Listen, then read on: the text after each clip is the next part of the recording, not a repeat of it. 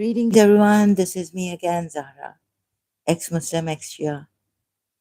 So, how shall I say this?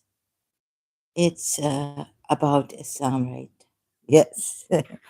And it is a very dangerous religion and a false religion. So, working, don't be surprised, Shias, and now the moderate Muslims. If one of your family member gets up and is radicalized, and then you know what? Tries to finish you. Oh my God. In the middle of the night. Oh my goodness, look at this. Shias also, please see the Surah 17, step by step. Surah 17, 33.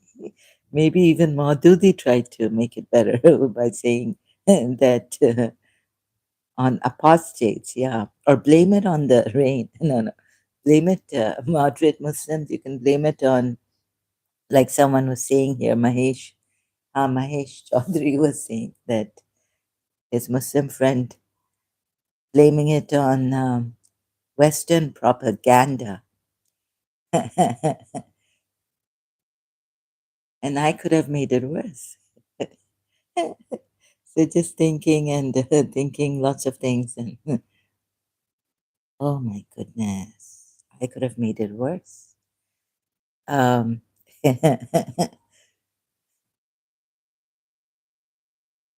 so,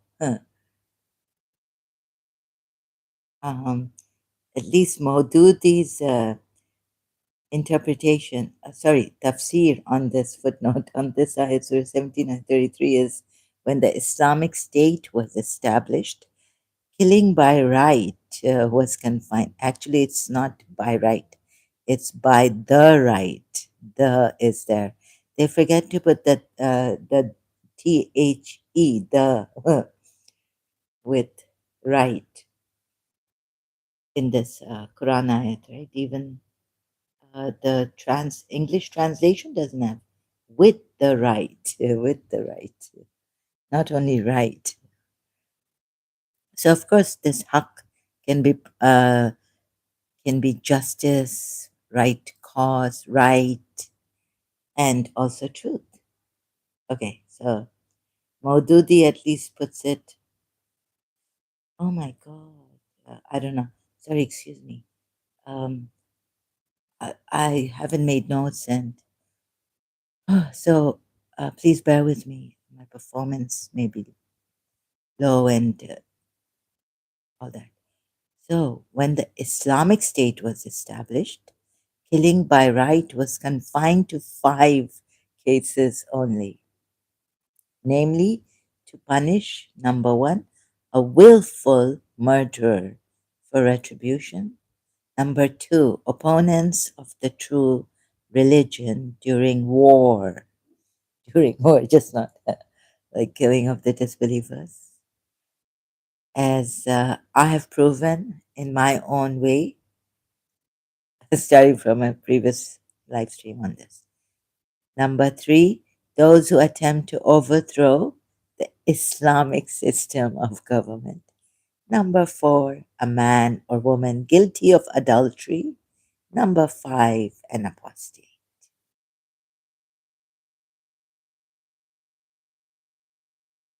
So the moderate Muslims, you have something to worry about. Sorry, sorry. Uh, you could get up one day and one day you might not even get up, God forbid, if one of your family members, with the radical Muslims, becomes a radical due to radical Muslims, and also now this if you watch this live stream of the previous, oh my God, what have I done? At least the Shia Imam Hussein, or someone tried to change the whole thing, and so Islam is peace.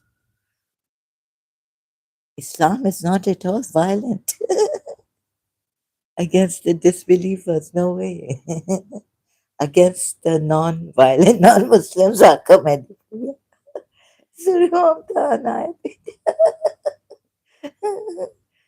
God! And I could have made it worse, and then saying how shall we? What shall we do? What shall we do, Zara? Madhudi tried to confine it, and you just even Madhudi, whom the radical Muslims can be, inspired by. Oh my goodness. I made it worse.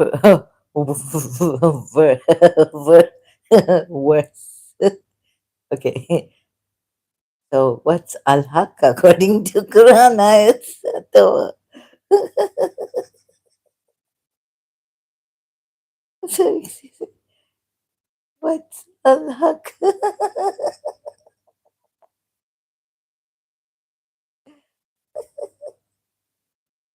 No, wait. So we can't do it. But at least we don't blame it on the Western propaganda. Right? And when our family members get radicalized all of a sudden and point the gun at us, we know that at least, or we can be prepared, anytime. Death can come, God forbid. I mean, of course, we have to face the reality. Even Allah, why not fight? Why fight? Why not peace first? So Imam Hussein showing how true this religion is and the true Islam is with him, and that when all avenues of peace, Mahesh Chaudhary must be regretting when he told me about, in that way, putting Surah, which one was it? On, do not kill a soul without, if you kill one soul, one person, human, you've killed the whole nation. And then I found the facade thing. So at least we will not be surprised. I mean, you moderate Muslims also. Oh God, this is unacceptable. But can we do it? So some of these poor may have tried to do something. Oh, let me not say it. Oh my God. So this is just my interpretation.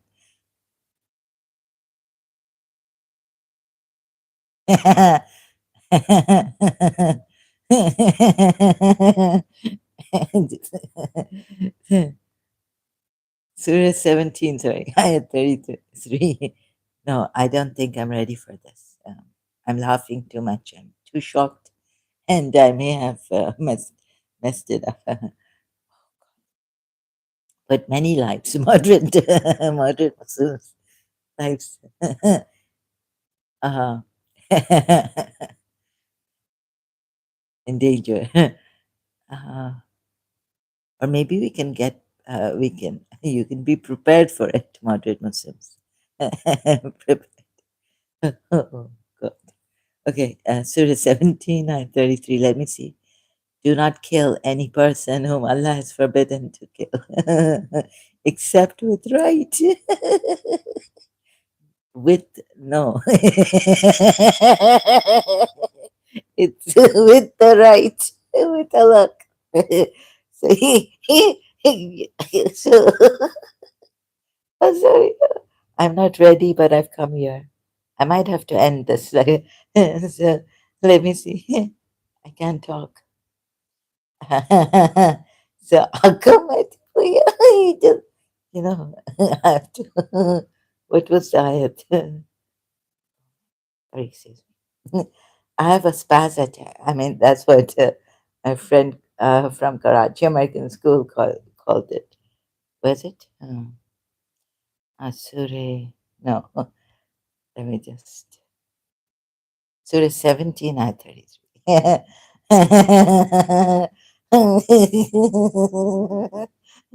Commentary, Shia commentary, Surah 17.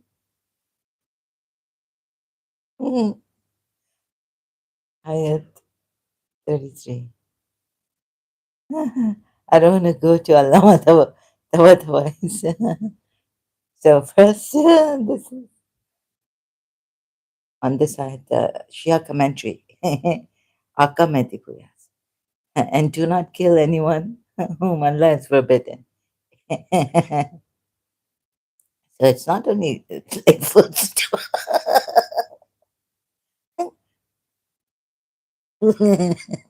except for a just cause. So yeah, Allah can be used for excuse me, just cause. It is one of the definitions. And whoever slain unjustly. Oh God! So I refer to the commentary of Al Baqarah as 178 and 179. When Abdul al Rahman ibn Muljam, the assassin of Imam Ali ibn Abu Talib, was arrested and brought before him, how he treated the murderer of his assassinator of his. That's what Al Kamadi.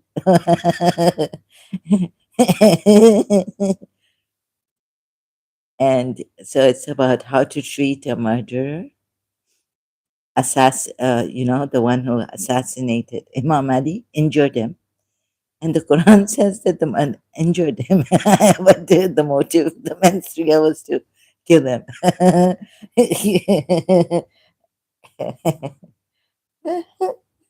The Quran says that the murder of even an ordinary person cannot be left off. So it's just about the murderer. Bibi Fatima was killed by the door of her house when kicked from outside with full force. It fell on her. It also killed the child. Sorry, she has. I don't mean to laugh at this, but I'm like gone case for a little while, for the moment. She was carrying in her womb. Sorry, I don't mean to. What the fuck? So, some Shia may be aggressive. I don't know, or someone lost their way here or the apartment. When I was doing Bibi Zainab and Ibn Ziyad, Bibi Zainab's speech, and what if there is a Shia who lives on my floor, huh? And was aggressive? You see how succulent, Heather? I mean, should I be surprised? There was another Shia who wanted to kill. My father was there at the Dammam. At Mehfil Shakhrasan, really. The Shia took the gun out, said, I'm going to shoot. So I asked my aunt, like, when I went there, I was in the car. We listened to the majlis, and then my father's supposed to play the damam, do the damam. Because the Habib family, the ones who take caretakers of Mehfil Shakhrasan, Karachi, they asked the our people to come and do this after the majlis, Hazrat Abbas's day Muharram. And there was a Shia there. He took out the gun. And so when I went, he was gone. And I was like, why did you stop? So my aunt was there. She said the Shia took the gun out. Said, I'll unliven you all if you play this. The mom. I was like, no, no. Well, you mean to say did he want to just shoot up or No, no. My aunt said, no, no. He wanted to shoot. He said he won't threaten to shoot his own Shias. तो क्यों हैरान हो ये वो उम्मत है जो कुरान भी जला देती है नोहे शिया no right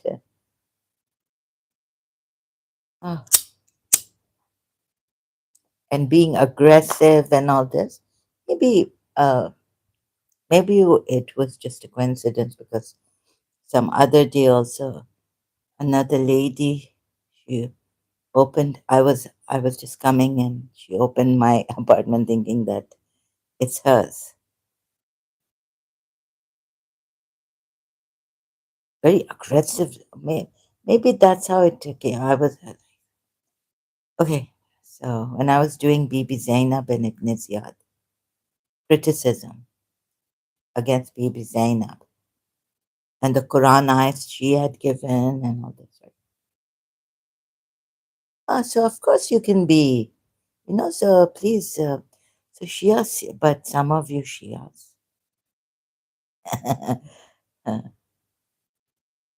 what can we do? Oh, Bibi Fatima was killed. Imam Ali, Bibi Zainab and Imam Ali ibn al-Hussein, that's Imam Zain al-Abidin, were assassinated. Imam Hussein, along with his 72 friends, relatives, and children, were killed in Karbala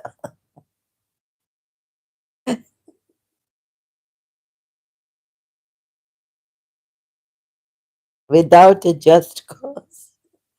Okay, maybe it's in the commentary about the just cause, except for a just cause. Except for yeah, it can be or the just cause, no, just cause. Shakir. Hmm. तो ये वो उम्मत है जो कुरान भी जला देती है. Um, in Karbala, Imam said, Yazid's army, and maybe, but नहीं, वो तो the Quran were put on spears. Battle between Muawiyah's army and Imam Ali and his army. Battle of Siffin. Quran was by Muawiyah's army. Quran was put on spears. So Imam Ali's army didn't want to fight. They said, no, they've put the Quran on. Fight, fight. Doesn't matter. Or they threatened to put the Quran on spears. Something like that. Okay. So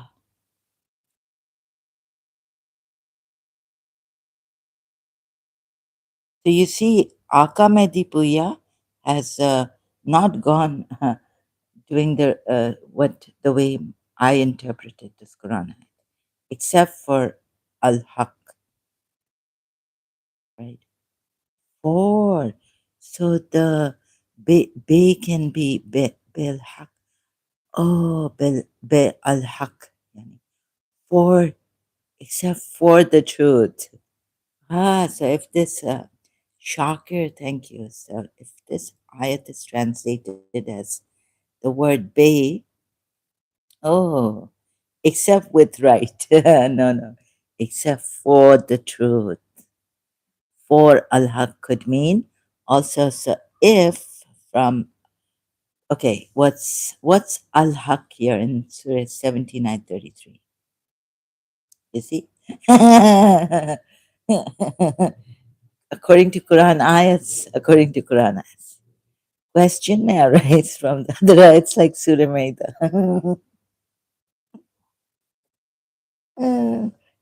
Like in the previous history. Oh.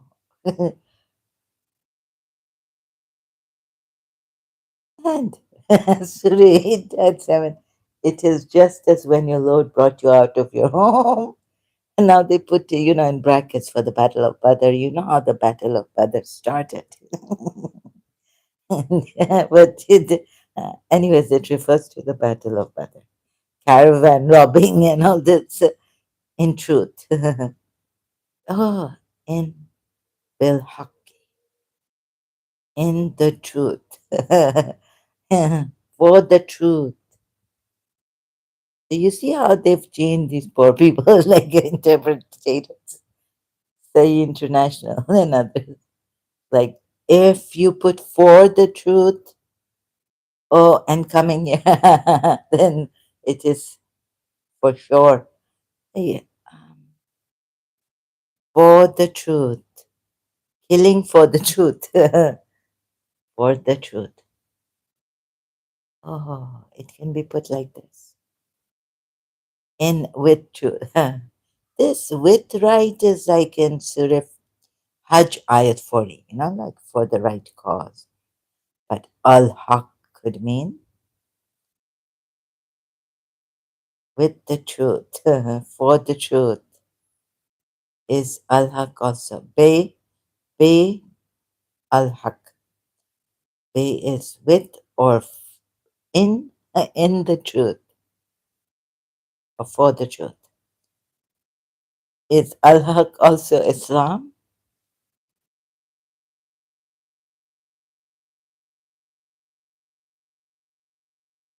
Oh my God. And when they hear what has been revealed to the messenger of the truth, is he recognized of the truth? And then Surah 5 at 84, and why should we not believe in Allah and what has come to us of the truth? Or, yeah, here it's of the truth, right? Meaning al-haq, min al-haqqi, right? Of the truth. So Islam is the truth, al-haq. And Allah is also al-haq. And we aspire, okay? So this is important for Surah 5 at 84. I'm not going to read the whole ayat. So please do your research and see, find out for yourself. This is my interpretation. So al-haq could also include Islam. So except for al-haq, bil haqqi. See? So,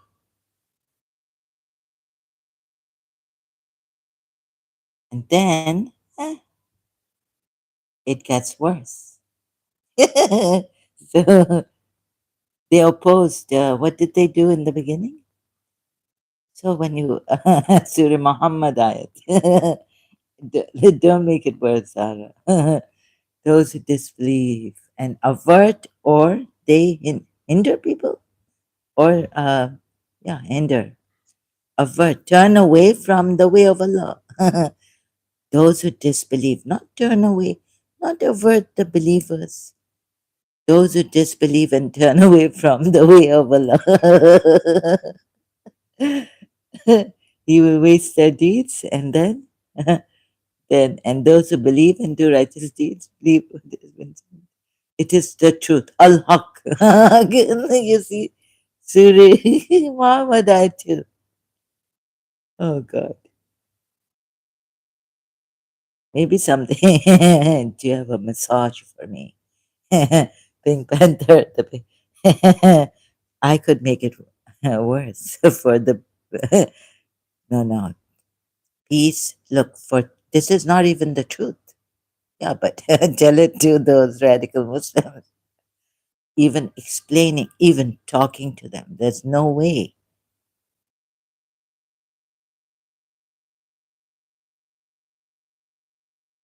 Oh my God.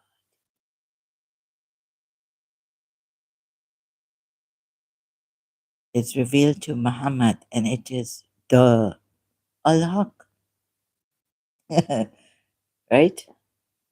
From the Lord. Then, Surah 4793. That is because those who disbelieve follow falsehood and those who believe follow the truth from the Lord. Oh, and the fourth ayat comes.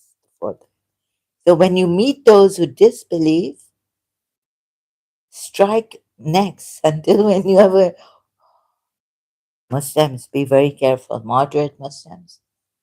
Oh, and I'm worried for a lot of you. Yeah, all you moderate Muslims and the sheikhs. And, oh, see? And so I don't want to name anyone right now. Oh my God. So you see how the radical Muslims take these ayats, right? That's why they, like someone like Saad Aziz could. So don't blame it on raw Indian raw training, Pakistan, because now you see how someone like Saad Aziz could have taken the gun and mercilessly, ruthlessly. Sabine Mahmood, she was a Sunni Muslim, huh? Now do you see how they have the heart to do this? I still can't believe it. Right? Can you believe this? So, oh my goodness, what shall we do? They won't even listen. So for them, this is the true Islam, and this is how the true Islam is, how they interpret the ayahs. Oh my goodness.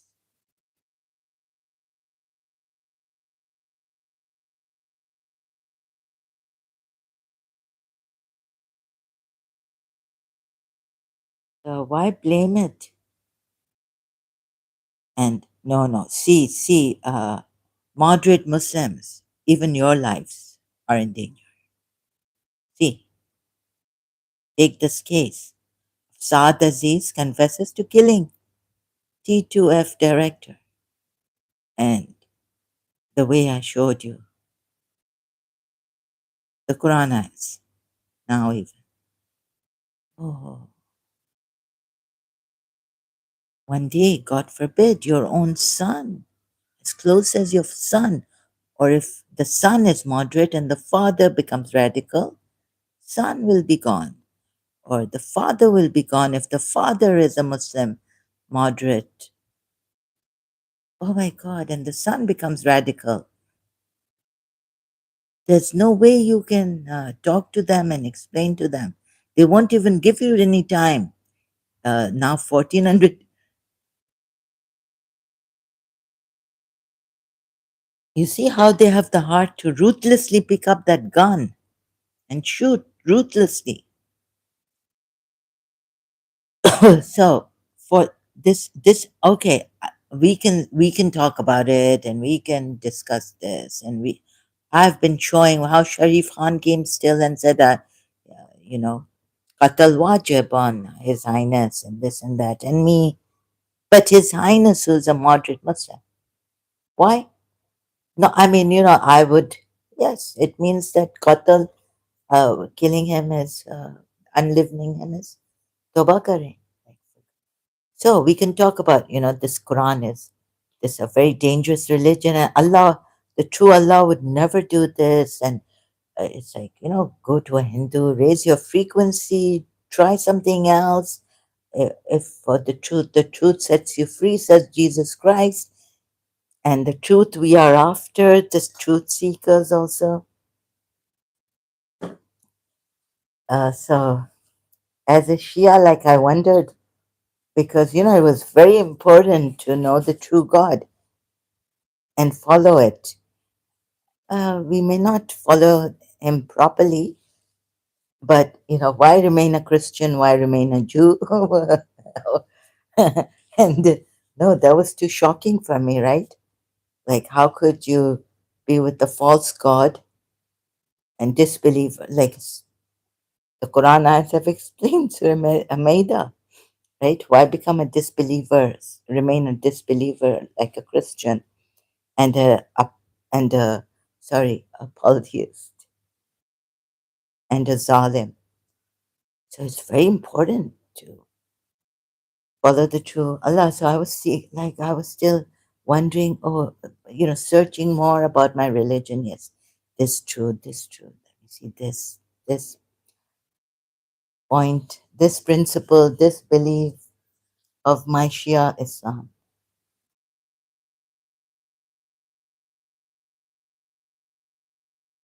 So when the nuns or like someone like Mother Teresa, I can I can at least say that no, no, I'm in the true religion.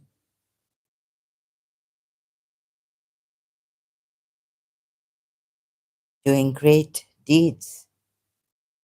Hazrat Khizr, Hafiz has said what? When the feet of Khizr, when come, when you, was it,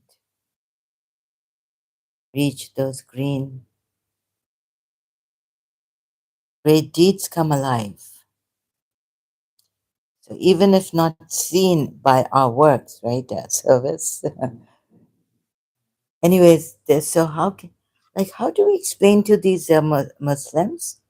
Now, the moderate Muslims don't, how they interpret the ayats, these ayats, Surah 17 and 33. So they don't believe that their Allah would want, they take those Surah Mumtahana date and, even about the hypocrites. Like if they don't fight you, if they want peace with you, and someone who says peace to you, investigate, lest you. the, Um, so the moderate Muslims don't believe killing, violent. Islam is violent, unleavening the disbelievers, and the hypocrites who don't fight you, who just are at peace with you, want peace. But the radical Muslims do believe that killing the disbelievers like this, working it out like this, Surah 17 and 33, with other Quran ayats. Even Christians are not safe. They are polytheists, this, that. Even the moderate Muslims are not safe. Forget the apostates, blasphemers. Just as when your Lord brought you, no, sorry, which one was that? For moderate Muslims who make friendships with Christians and who are giving a lie to this true Islam according to radical Muslims.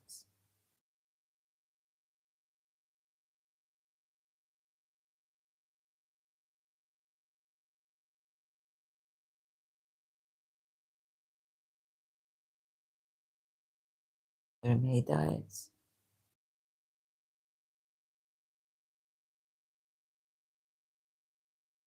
Where is it? So my previous notes for the previous live stream. 36, no, inviters.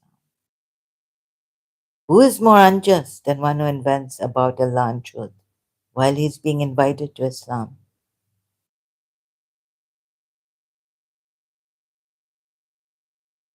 Surah 29, Ayat 68, Quran, yeah? And who is more unjust than one who invents a lie about Allah or denies the truth when it has come to him? Denies al-haq, denies al-haq, right? There are five, so for the moderate Muslims, there are five Ayat 80. You see many of them becoming allies, friends of those who disbelieved, i.e., the polytheists, Jews, Christians, and idol worshippers, and all this. How wretched is that which they have put forth for themselves, in that Allah has become angry with them. Allah has become angry with them.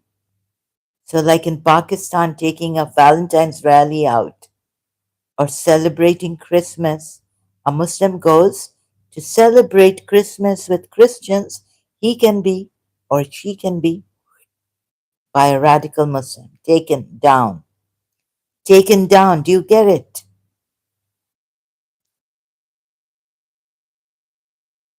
Why shift the blame? Now, Shias, you haven't, or you were like, they may have tried to make you think, oh, Muslim Hussein and all this. Oh my, sorry, I get so shocked and again and again. time and again.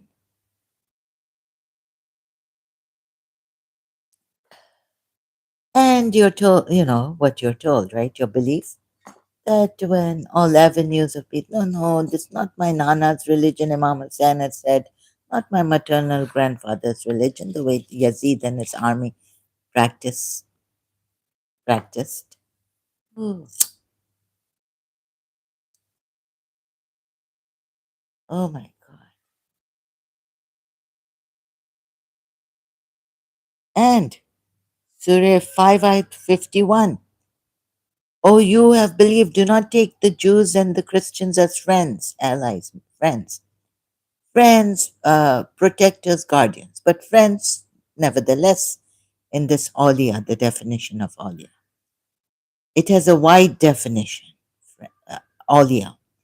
They are, or here you could say that no, it means friends, guardians, and protectors, right?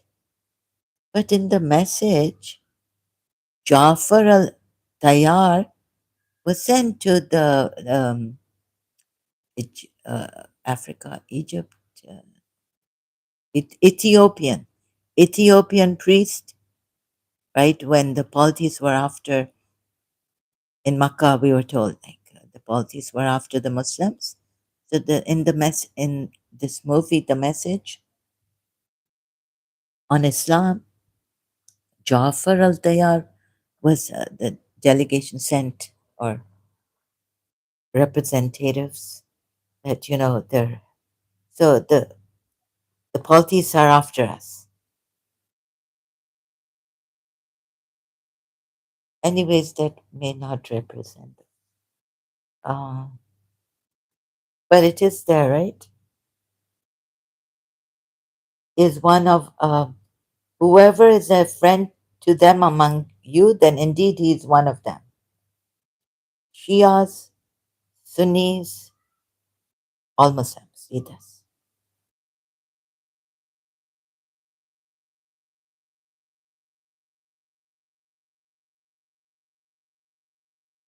So, let me see.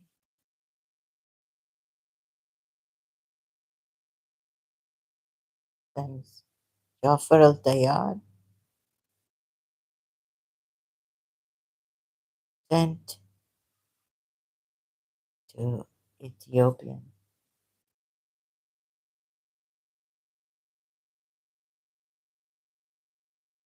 priest.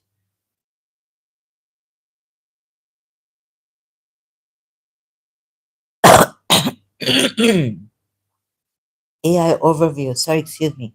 AI overview.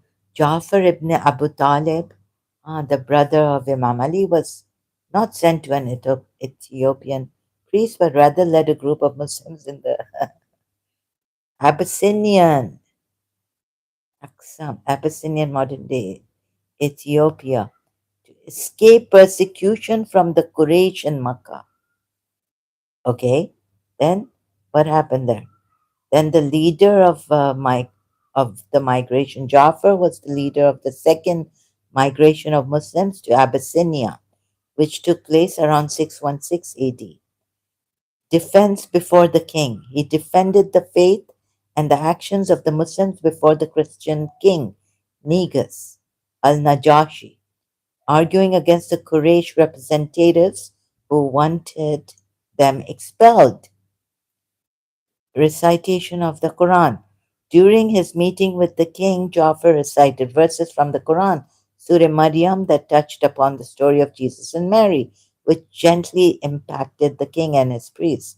Returned to Medina. So, after living in Ethiopia for roughly 10 to 15 years, Jafar and his companions returned to Medina. They escaped and they went to the king, yes, the Abyssinian king, or the Ethiopian, modern day Ethiopia, but I mean, okay, at that time, Abyssinia was second migration. So he defended the faith and the actions of the Muslims before the Christian king, arguing against. Okay, so he didn't go for what, but what was this?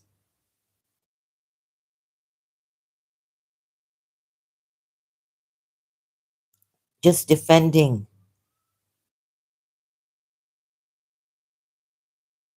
was not sent to, no, okay, he wasn't sent by Prophet Muhammad to Abyssinia,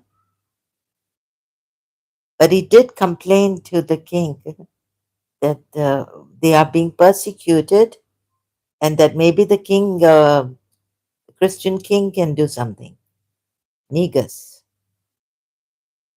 about this, that they're expelled. So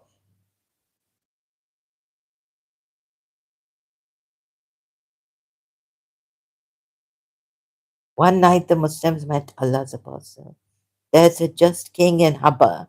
Well, the Shia side to this is Abu Talib Sheikh al Batha missed his nephew, our Master Muhammad. So he went to look for him.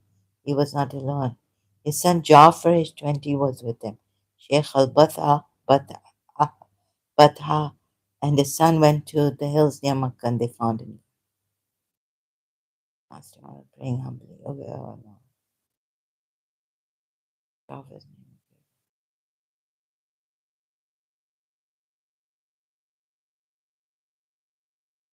But this is something else. Um, but the Quraysh tyrants did not listen to the voice of Islam. Let me see if this is something else. Um, and the call of the sky. So they began fighting our Master Muhammad and those who believed in him. They wreaked their wrath upon the weak Muslims. They whipped Bilal al Habshi, Sumayya, Yasir, and other Muslims. They whipped them for no sin, but because they said, Our Lord is Allah. The immigration of Habasha. One night the Muslims met Allah's apostle. He said he was sad to hear that the Muslims were suffering from torture. So he said to them, There's a just king in Habasha. Immigrate to his country. Stay there till Allah drives away your worries. So they went there as refugees, seeking refuge from this torture of the Meccan polities against them. The idea of immigration shone in the believers' hearts as the sun shone to fill the earth with light and warmth. At midnight, a small group crept into the land of Habasha, Ethiopia, via the Red Sea. The Muslim immigrants stayed there. So, this is Islamic in Islamic history. They didn't seek protection in Allah alone. They went to the the Habasha, Ethiopian Abyssinian king, a Christian king, or high Christian king he was. I thought he was a high priest or something. Okay. In the meantime, the Quraysh increased their torture against the Muslims who stayed in Makkah, so they were in a fix. At that critical time, our master Muhammad ordered his cousin Jafar to lead a bigger group of Muslims to Habasha. They were all sent to Habasha. The number of the new group was over 80 Muslims. This is about this. Jafar began leading the immigrating caravan towards the coast of the sea. Now, you see, from this story, I've always respected the Christians. They helped us. I have to be grateful to them, right? They helped us, not Allah. I mean, Allah helped us, but as a Shia, but they were used as thank you, Ganesh Bardwaj 9656 for the thumbs up and this other bouquet flowers. Welcome back. Thank you for your encouragement and all this. Really appreciate it. Wish you the best, your family and your country. The very, very best. All the best. So the sea was calm, the wind was gentle. The immigrants reached the coast of the sea. The whole story is here. So wanted a ship to pass by them. Ship was going from Jeddah to Habasha. Jafar asked her, okay, all this? Ship. Jafar himself. And then he met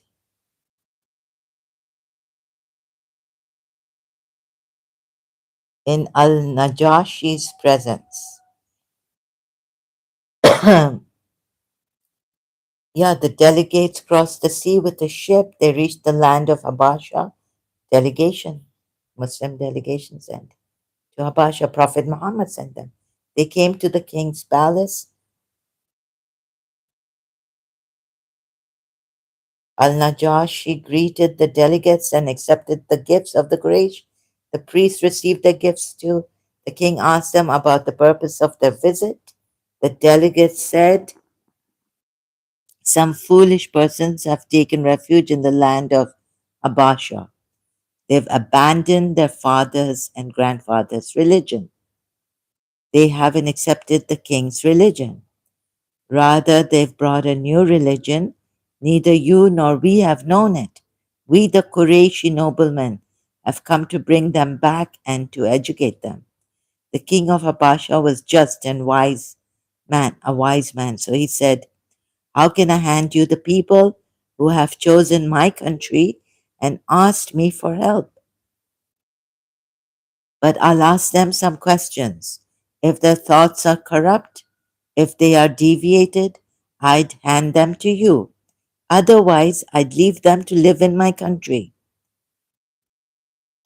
Al Najashi sent for the immigrants.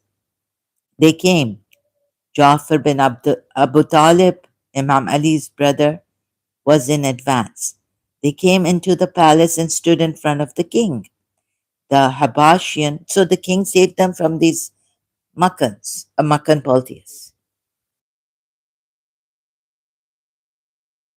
He gave them security and peace.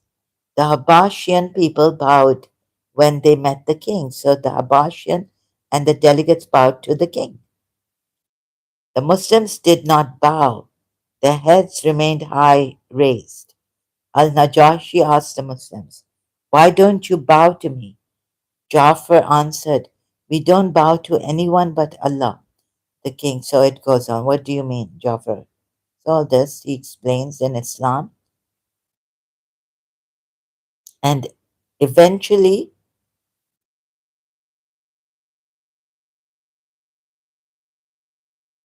they were saved. And the polytheists were asked not to touch them or do any harm to them, right? Or torture them here.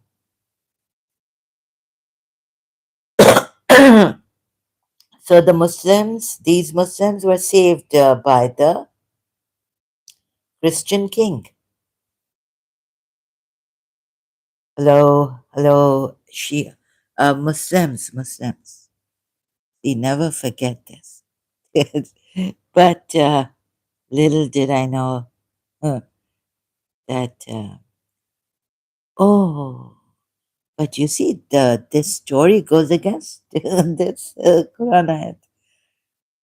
Surah.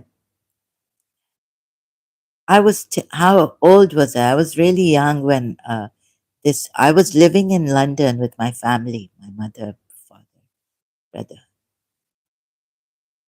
And my father took me to the cinema hall there to watch this movie, The Message.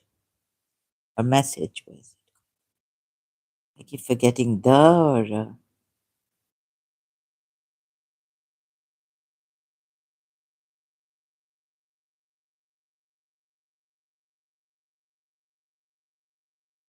The Message. 1976, yeah, in London.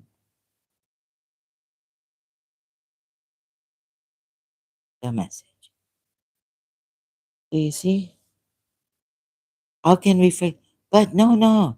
But then the Quran ayat says, and those who believe will say, you're not supposed to take them as protectors or so even in the Aulia would not only be as friends but as protectors, seeking refuge from your persecutors, non-Muslim, violent non-Muslim persecutors.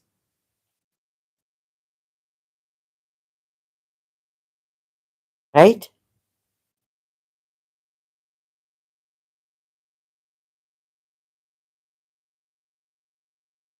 O you who believed, do not take the Jews and the Christians as allies. They are allies of one another.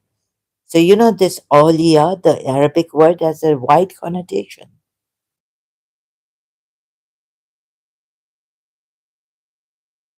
So, not only are there contradictions in the Islamic history, like this one, Jafar ibn Tayyar being sent by Prophet Muhammad to the Abyssinian Christian king to seek refuge from the torture and all this.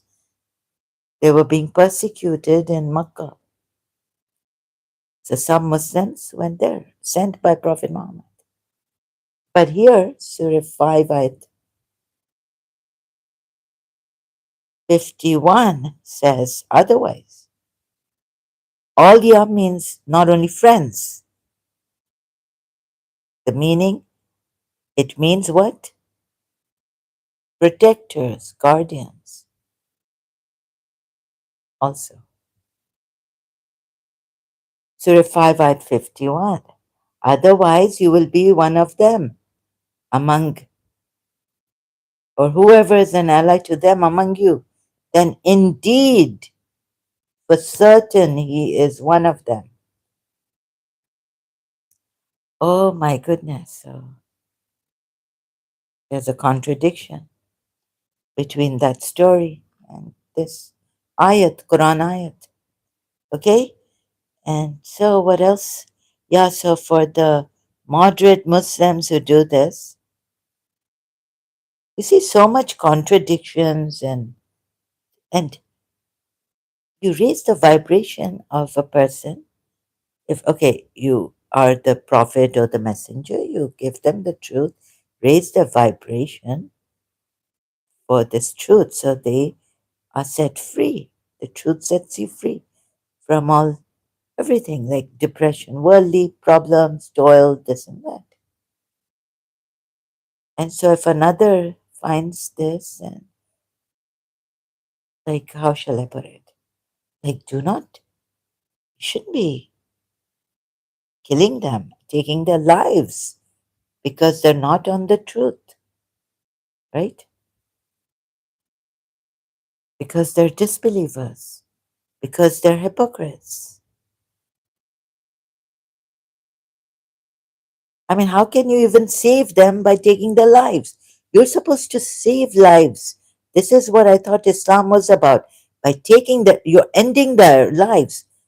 When Allah has given respite to, gave respite to Pharaoh and all this, you know that he might come back, return to the truth, come to the truth. I mean, or not come back, but you know what I mean is embrace the truth, accept the truth. Oof. So, or come back to I am your Lord. I am your Lord, right? From that Quran ayat. Am I not your Lord? Bala, yes. So giving respite. And so radical Muslims, before you ruthlessly aim and bring down, spill blood, go to them and see if, because Allah has given them respite. Life is important, right? More than anything else. Like if you had that wisdom, hikmat about life, where does conflict come from in humans? Confusion, doubt, not knowing for sure. So I worked it out. Life is important. I had the insight. Can you have insight into this matter? It's not belief. I just saw it or realized life is important. Nothing else is as important as life. And not even our beliefs or religious beliefs. Sorry, this Allah is not true. This Islam is not true.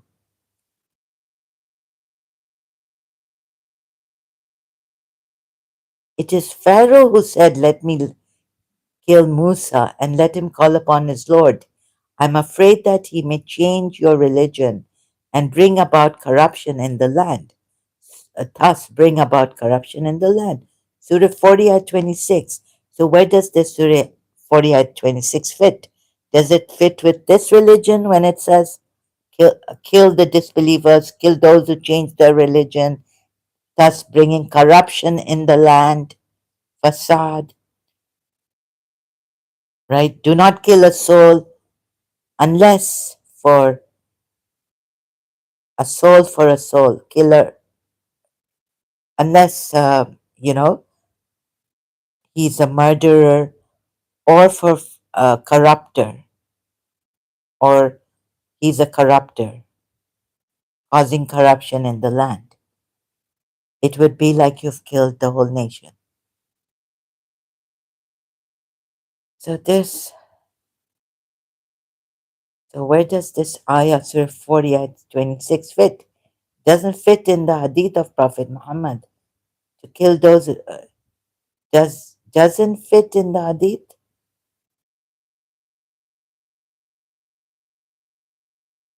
Why doesn't it fit in the hadith of Prophet Muhammad?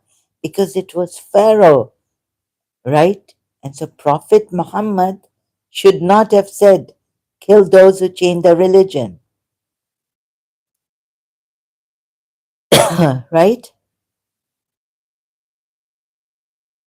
From Allah, what should have come against what Pharaoh said? So does it fit with the children of Israel? Surah 5, ayat 32? No, it wouldn't even fit. We decreed upon what Allah says here. Yes, in this Surah 5, ayat 32, it is as if he had slain. Yes, it fits here, but you see, killing, it shouldn't fit here because Surah 40 ayat 26, Pharaoh said, not their Allah, not their God, not Moses is God. Pharaoh said it. You see? You see it? Pharaoh said so on. Surah 40 ayat 26 here. Should have put this here. Pharaoh said, not Allah, not Moses is Allah. And then who gave the reason for not? A believer who was disguised. He had disguised his religion. He was a believer in Moses' God, Lord. So, Surah 40 at 28, and the believing man from the family of Pharaoh who concealed his faith said, do you kill a man because he says, my Lord is Allah? Or that his religion is different from your religion, his Allah is different from you, your Allah, or his Lord is Allah and not you, O Pharaoh, while he has brought you clear proofs also, right, from your Lord, from your Lord. But it's not Pharaoh's Lord. Pharaoh made himself Lord, we're told.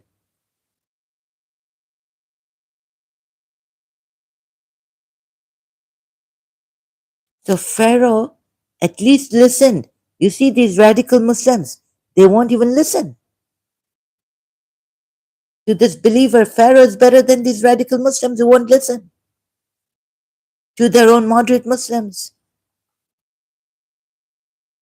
Belief, interpretation on the Quran ayats and how they take and why they take Islam to be peaceful. And see, because there are ayats which say, don't fight even, don't even touch, don't even think of going near those non-Muslims who are non-violent with you. And even the hypocrites, like in Surah 4 ayat we saw. So the way the moderate Muslims will give it to us even. Unless it's, don't kill those who take refuge in ones who you have a treaty with and who want peace with you and who don't want to fight anyone. So the radical Muslims won't even listen. At least Pharaoh is better than these radical Muslims who listen to this believing man who had disguised his faith, concealed his faith. What kind of people are you, radical Muslims? You see? But seeing the other way, my goodness, brought you clear proofs from him. And if he should be lying, then upon him is the consequence of his lie.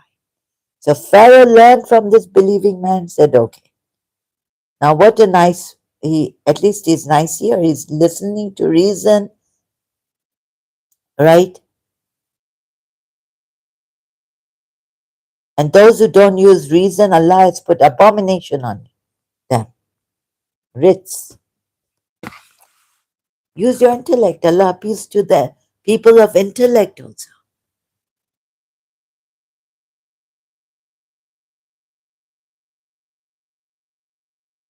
So now we have a bunch of, like radical Muslims who are worse than Pharaoh.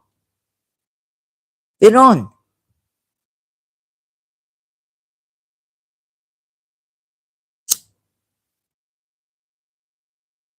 Because they read these ayats and then they see, oh yes, and even the Shias kill apostates. You know, they're male, 12 Shias, not Ismailis. And I don't know about Boris, I don't think so. With, for the, I don't know. I don't know. I'm just guessing, no? Only 12 were Shias, Jafri sect, from among the Jafri Shia sect. 12 were Shias. Kill the males and what? Apostate males. Kill the apostate males. And the apostate females, confine them, and also you can beat them up and torture them until they recant.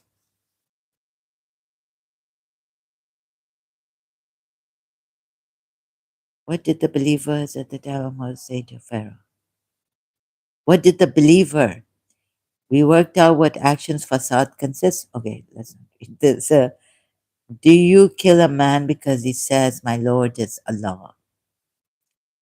And because he has a different Lord other than you, Pharaoh?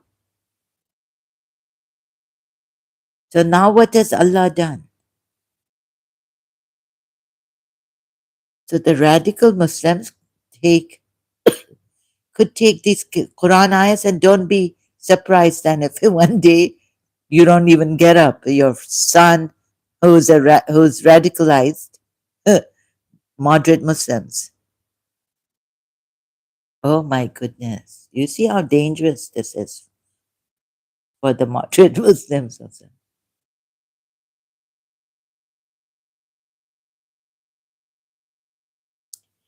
And one of our oh God, that is young, saved the.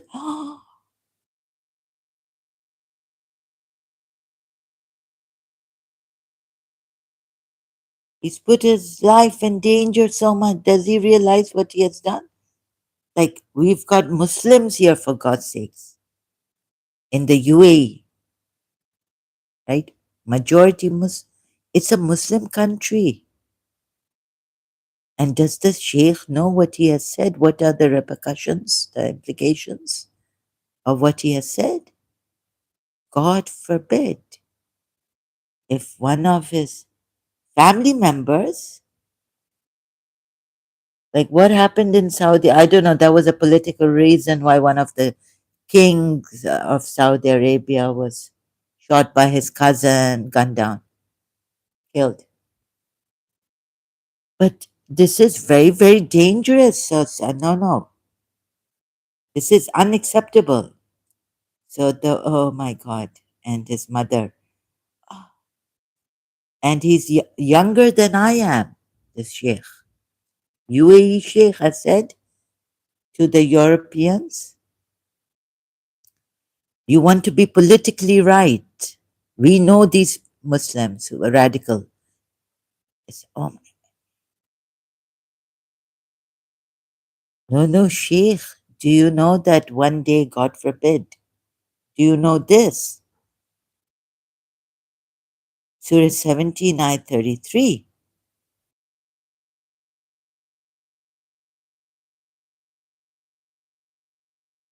Even our lives, I mean, the Muslim moderate lives are not safe in the UAE against radical Muslims. So you see how dangerous this is. This is how, and then ruthlessly, how they gunned down Sabine Mahmoud and others. I mean, the 12 Shias, Sabine Mahmoud, I'm talking about because she was a Sunni Muslim, moderate, liberal,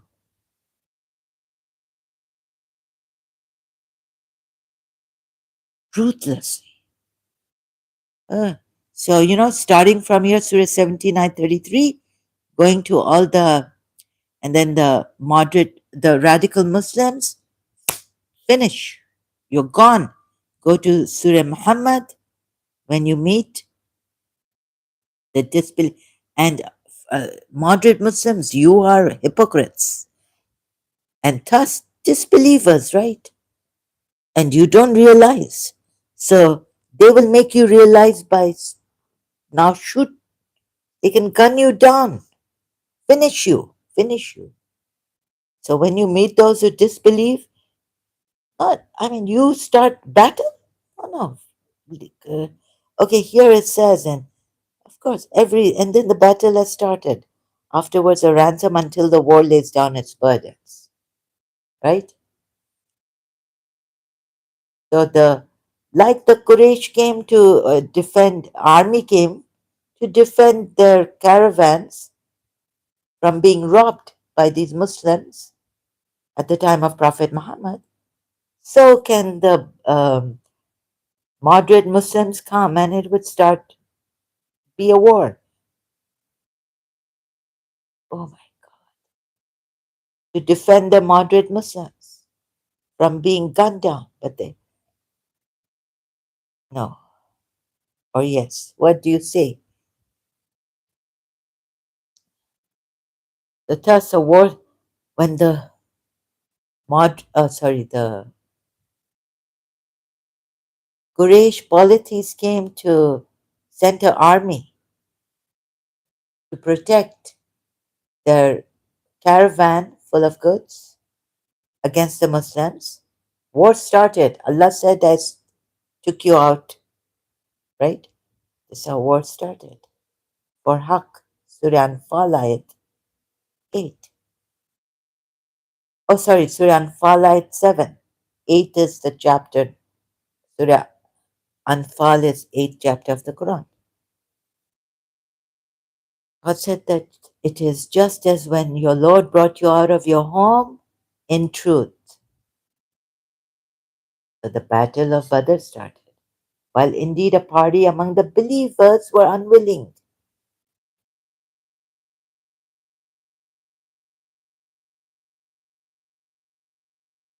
You see, and here Allah says to them, fight. Some translations, Surah 3 again, 167. Some said, one translation, and where have I gone? Come fight in the cause, in the way of Allah. They said if we knew there was a war or what? Battle, we would have followed you if we had known. What? So they were near to disbelief that day. But if there was a battle, like fight what? Fight what? Hello, Muslims? Fight whom? Fight or defend. But from what? The Quraysh had to defend their caravans of goods.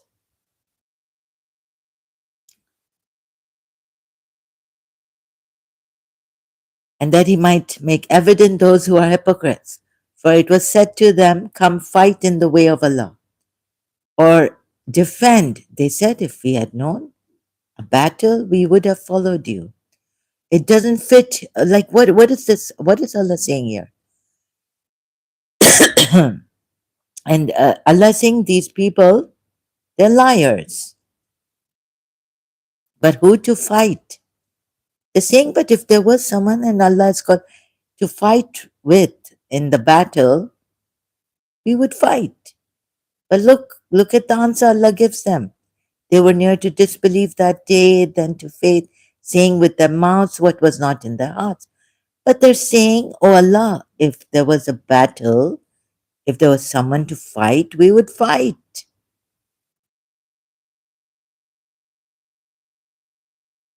Allah hasn't answered that, no, no, there are people. There's a battle. No. Allah hasn't answered like that, replied to them like that. Oh my God, what is this? So please see this, moderate Muslims. It's a very dangerous religion. It is not the truth. At least you can listen, right? You say the radicals don't listen. At least you listen. So if it doesn't matter, the more apostates there are, the radicals will remain the same. They will take lives, right? They're not going to listen. However, some have changed. I was seeing on YouTube, Hamas member. I was a Hamas, like Mossab Hassan, but there are others also. Now, um, I was a, I was a Palestinian brain, and you know how Hamas has brainwashed us, and if we go against Hamas, they will, they threaten us, right? So I jo- I was Mossab Hassan.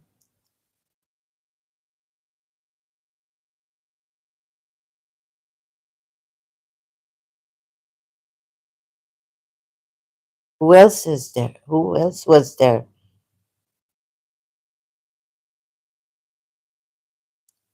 What's that channel name? Stand Tall Israel. Let's check this channel.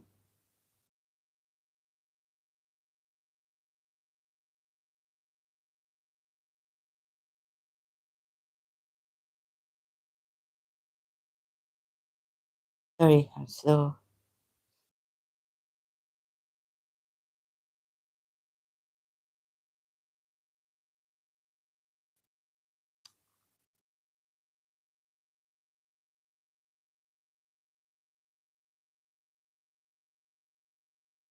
They threatened me for saying this. Rahil Raza, members only. Where's that? Israel was.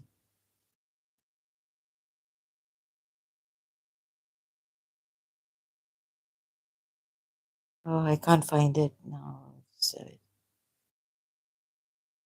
The truth hurts. The biggest lie about the Israel Palestine conflict. Mossab Hassan Youssef.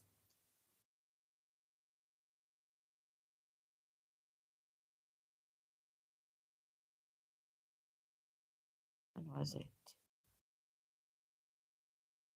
Everything I was taught about Israel was a lie, and I can prove it.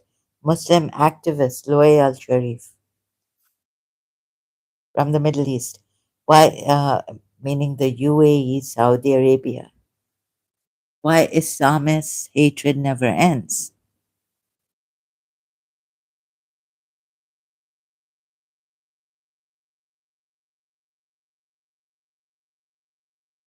There's another Palestinian.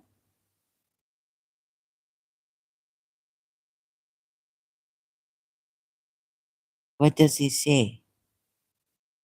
I mean, what did he say here? Maybe live video. Arab exposes Hamas. This war isn't what you think. Tamar Masudin. If I didn't pronounce his name properly, I apologize.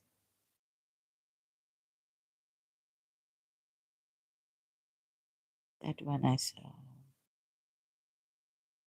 Sorry, just give me some time.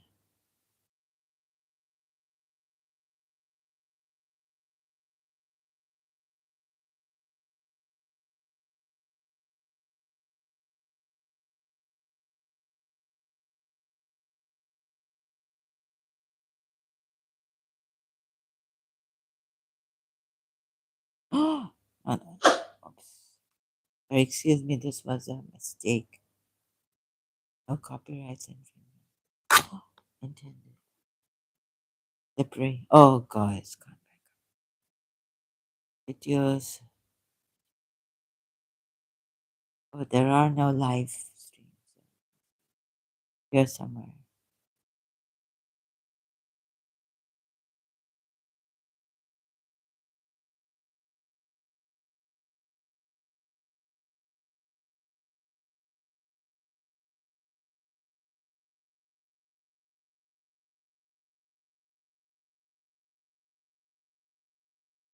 Okay, I can't find it. Oh, God. So, what shall we do? See what I've seen, and so I just.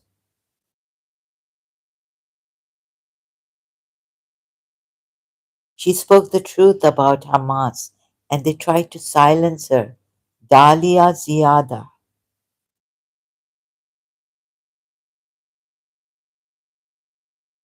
The dangers, definitely, the dangers of Islamism. Mossab Hassan, Ayan Hirsi Ali, Douglas Murray, or Murray, unfiltered.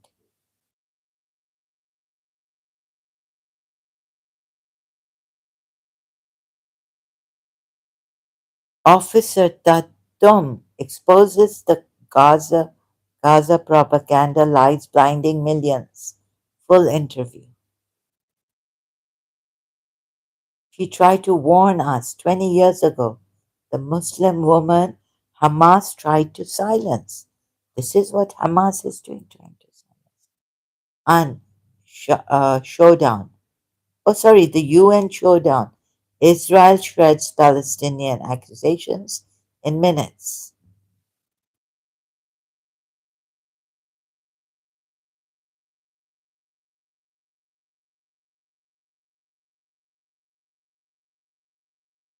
All this. So, what else?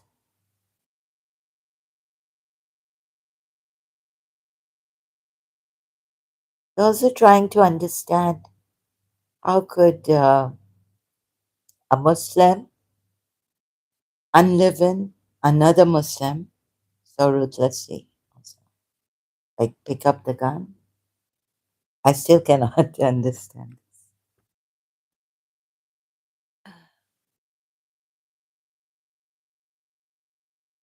So you see, when I realized that my religion was not what they told me it was, a religion of peace, I left it.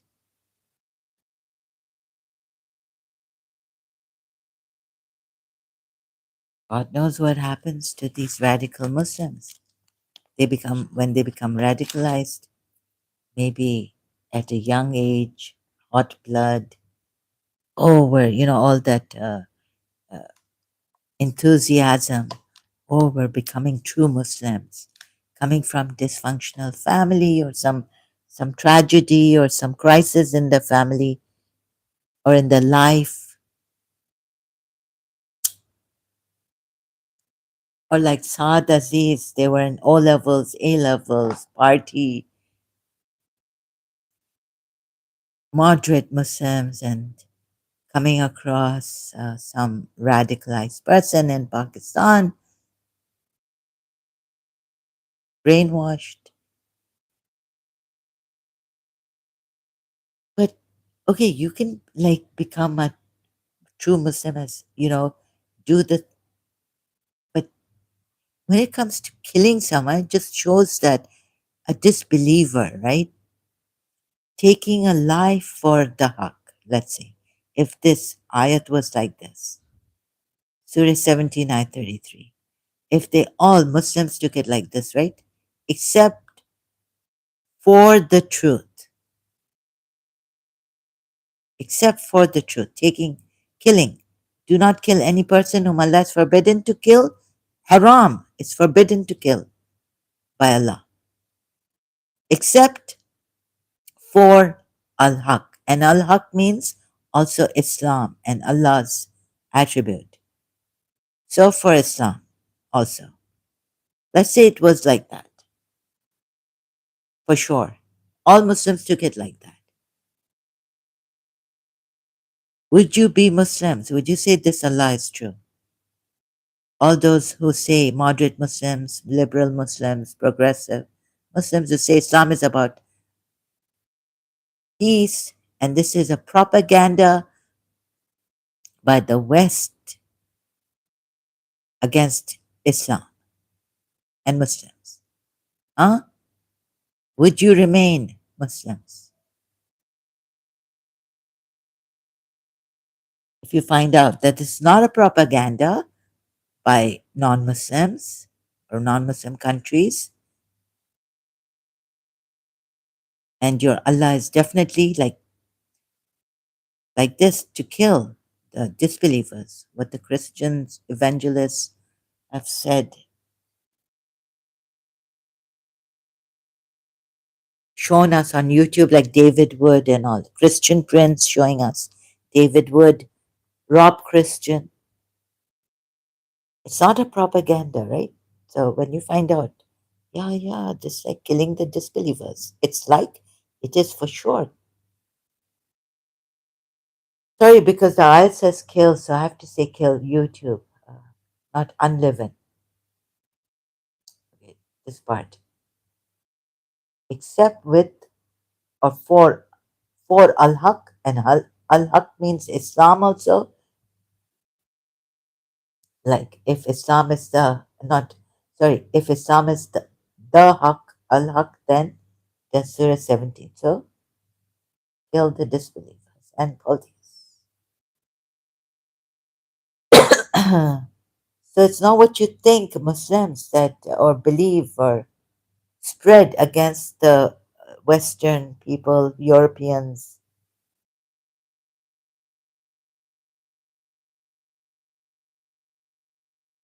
And the ayats are open to interpretation. So what if for sure it was like this, right? Bil Haqqi meant for the truth. Then you can even kill the disbelievers, polytheists, and even the munafiq, the hypocrites that you have. Ooh, would you say this is a true religion? Now, since you believed your religion was peace, Allah, Islam means peace, never ever taking a life except for a just cause, meaning that according to your meaning, your interpretation, or it is not Maududi, some liberal Muslims, Sunni Muslims also, who shun Maududi, right? Say he was more on the radical side he's influenced radical Islam, right? He's brought radical Islam, influenced the Muslims to become radical. Except, but let's see, one, a willful murderer for retribution. Number two, opponents of the true religion during war.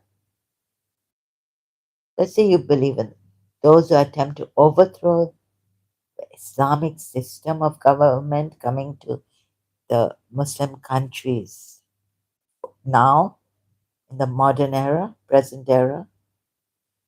Then, not, and some of you don't even believe that apostates should be killed. You don't believe in that hadith. And some Shias also don't believe that apostates should be unleavened.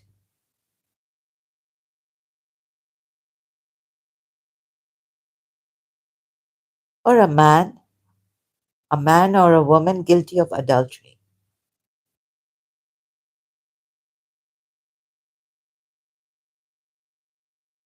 in this ayat.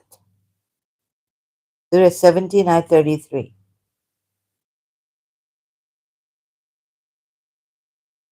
Which true Allah would ask you to do this?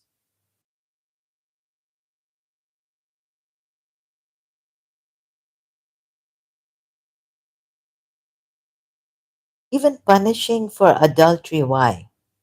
If Allah wanted, like has given you whom your right hands possess, apart from your marriages, marriage contracts, what your right hands possess, mutta was there allowed and then cancelled. So, in circumstances where it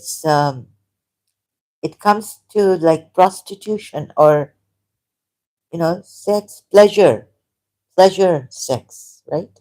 In Islam, or for the Sunnis, misyar, or say, what's it? Misyar, yeah? Traveling on, men can have sex, pleasure during when they're traveling without their wives, or when they are not married and can't find a wife while traveling. They're busy traveling, business purpose or something. Excuse me. So, uh, we say that, oh, adultery cause it wrecks this betrayal between husband and wife. It wrecks the whole fabric of family. It disturbs the children and whatnot, affects the environment. Sins affect the environment. They get to so it gets ancestral thing, blood, bad blood. But listen, Allah can, come on, Allah, if He allows you, like He's allowed you, He's allowed prostitution. Who are you to say no? Then come here. Because when you say that, oh, this is our true interpretation, now look at this interpretation. If you are an Arab and if you know Arabic Pakistanis who are this radicalized, Surah 24, not only what your right hands possess, but from your right hands, the girls. Have you not understood? I have challenged the Arabs on this, right? Meaning Arabic, of Arab Shias, Arab Muslim on this ayat. See, excuse me.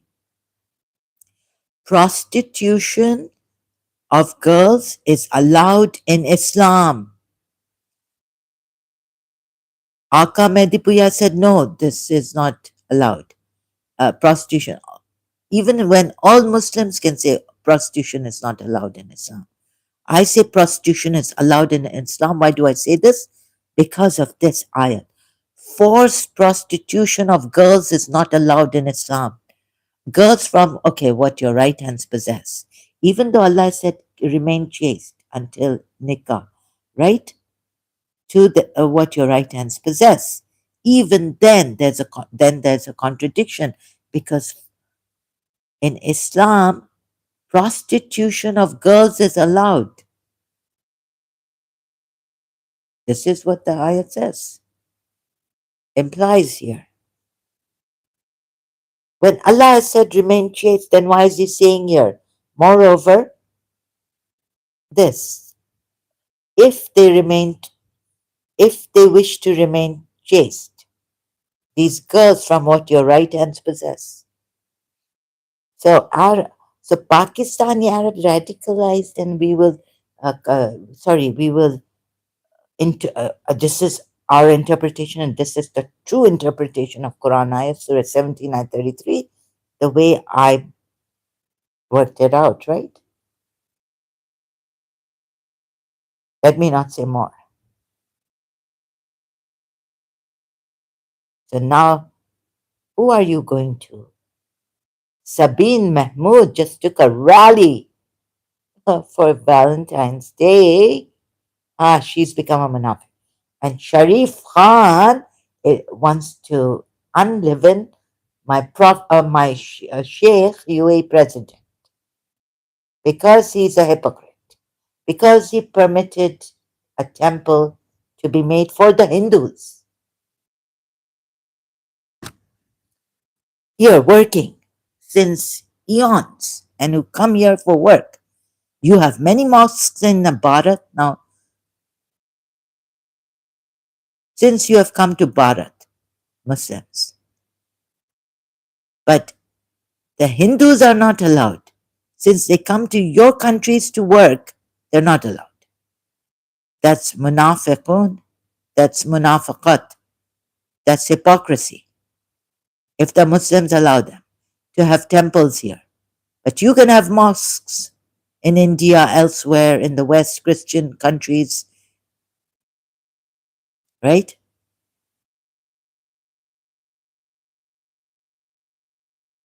For that, take a life, Muslim life, radical Muslim, radical Muslims. But here, look what you're allowed. You're not allowed girlfriends and boyfriends, lovers in secret. So be girlfriends and boyfriend and openly. Tell your parents that we are girlfriend and boyfriend. In secret, lovers. You're not allowed to take girlfriend and boyfriend, secret lovers, or whatever the Arabic word is they put for those ayats. Two ayats are there. Allah has said you're not allowed to have boyfriends and girlfriends. To keep so, but you're allowed to use these girls from what your right hands possess for prostitution.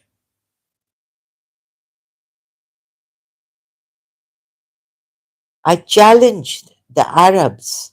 Sorry, now I have to come to that. And your Arabic is great. Yes, it is true that UAE has allowed a temple for the reason UAE peoples are targeted. Mahesh Chaudhry says. Welcome, Mahesh Chaudhry. Yes, they have been targeted. What? Like, are they threatened? Like Sharif Khan has threatened? Yes, they have been criticized, but now Sharif Khan has threatened to unliven His Highness, the President, His Highness Sheikh Mohammed bin Zayed.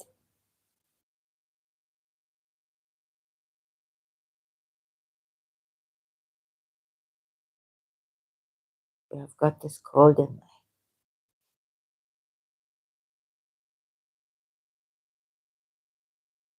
yes,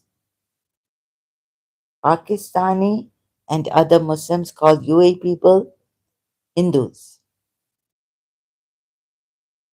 Oh my God. Just because they allowed a temple for the Hindus in taunting way.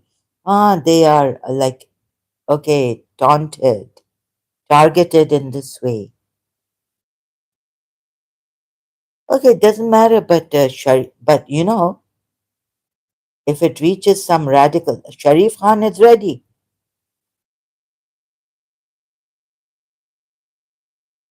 to take the life.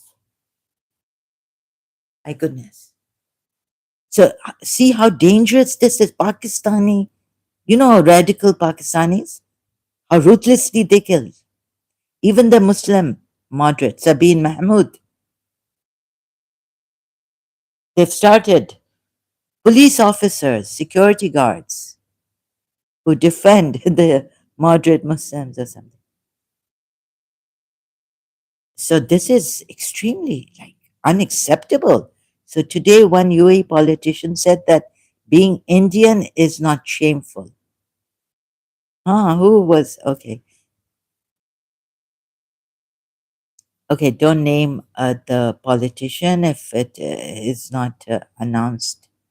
It's not made public, just private, not on social media. He said it on social media or he said it privately. So today, one UAE politician said that being Indian is not shameful and it is not Hindu, it is in public. Oh, really? Okay, which social platform? Is it safe to say this here? You see, now for the moderate Muslims, UAE, safety for UAE. Okay, he's okay.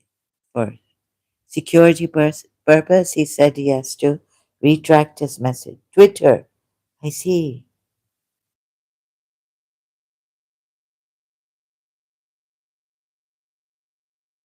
It's not shameful, and it's also like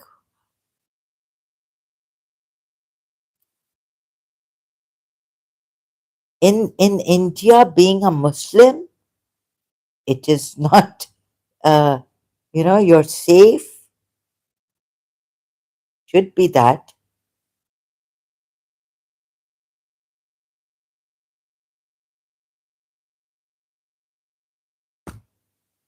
In India, in the religion, like you just even Christians should be safe. Minority Parsis should be safe. Every other religion, creed, race should be safe in India. So you see, I'm not here to but when it comes like to defend India or Hindus or this, but when it comes to this kind of talk, minorities are safe, yes, and different religions, race, creed, regional differences, they're all safe, but not extremists. Yes, not from extremists, right? The extremists are there also in Hinduism. This is the problem.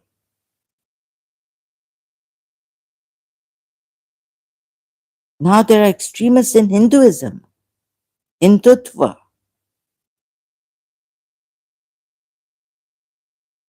Anyways, I'm not here to like compare too much and all this, and to praise Hinduism or other religions like Christianity, although less evil or less than this Islam. Yes, true. And I'm not here to convince Shias also. So sometimes they can get very um, aggressive, even Shia extremists, right? Radical Shias like Temur and Saklan Heather did, and then they can get very aggressive also. So I'm not here to convince you. I'm here to just tell you to see what I have found and choose, decide for yourselves, right? Sorry, I had enough with the Shias also, 12 Shias. You're like Saklan Heather and Muhammad Jafar and Temur.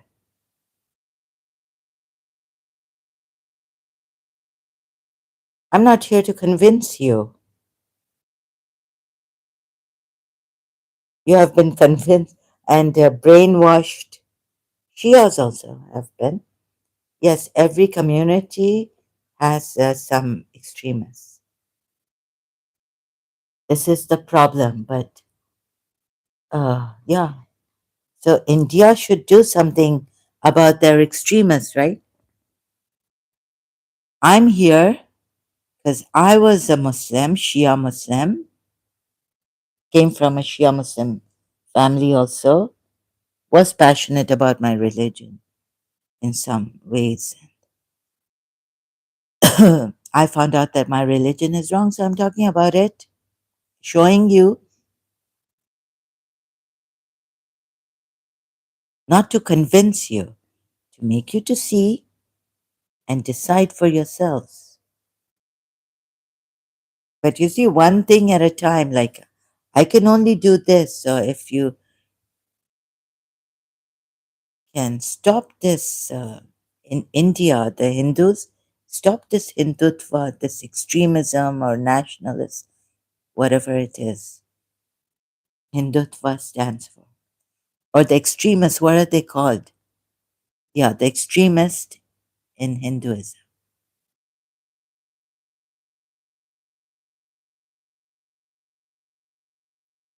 This is too much for me in the condition I am in also, and the but not I don't think in Hinduism like extremists will just go about killing like the extremists in Islam. They're not the same, right? Very few, or maybe against Christians, what they're doing. Yeah, there is this. But in Bangladesh, the Hindus are suffering against.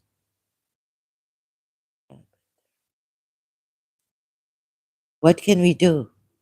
So India is. I'm not here to praise Hinduism and all this. I'm here to show you. See, before comparing even and all this, see what is in your religion before even.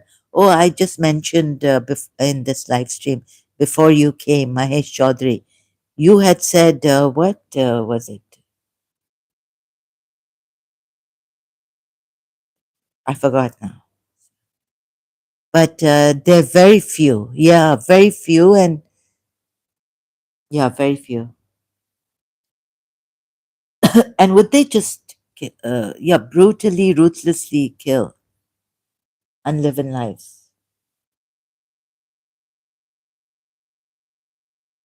But we didn't hear about such Hinduism.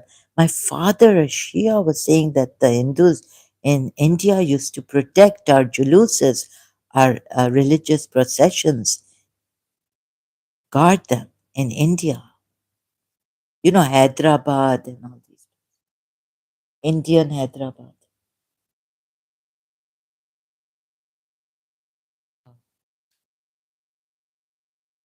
What was I saying? Mahesh Chaudhary had said. Yes, true. Yeah. So how come now recently these extremists have come up in Hinduism? Maybe.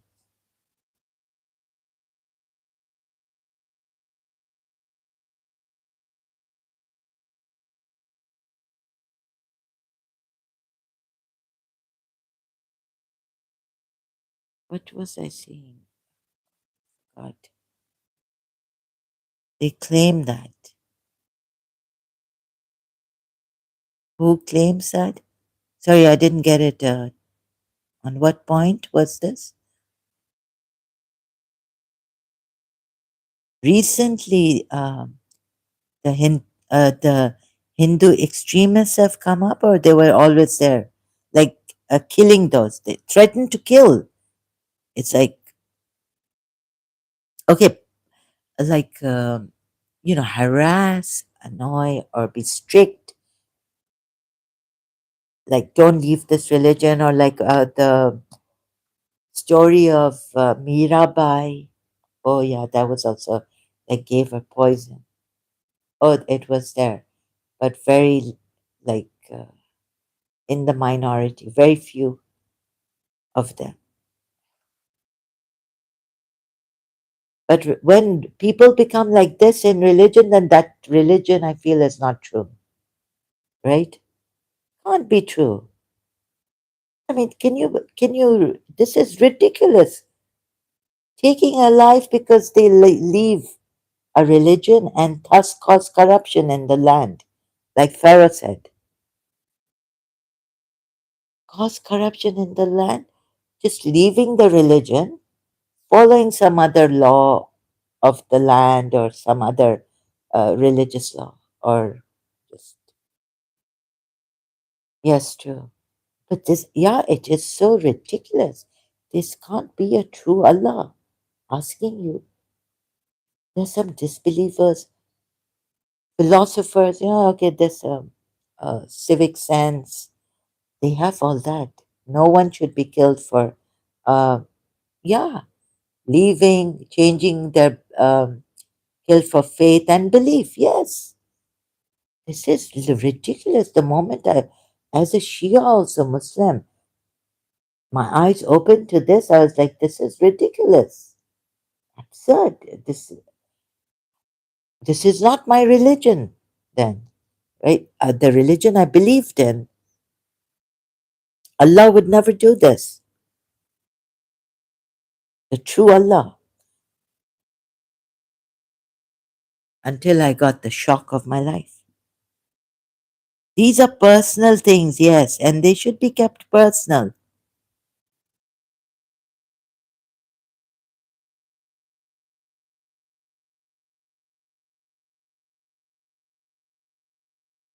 But this is our point of view, right? Personal. But you see, Islam is not personal.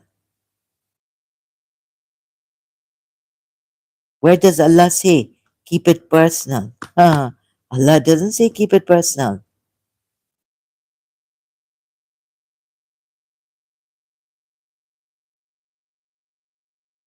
You see, here, like Pharaoh, Allah also, against Moses,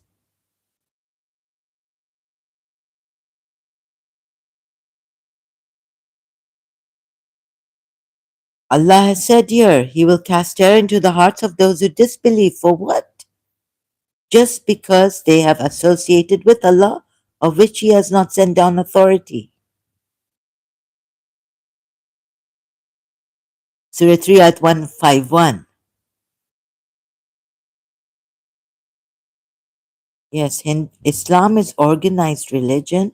Hinduism is not organized. In in like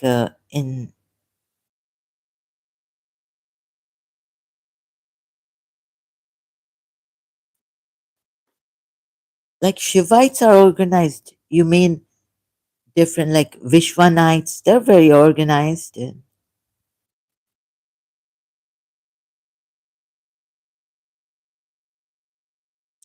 Hinduism, on the whole, is not organized, but in their own organized is meaning what? They have a set of rules and all this.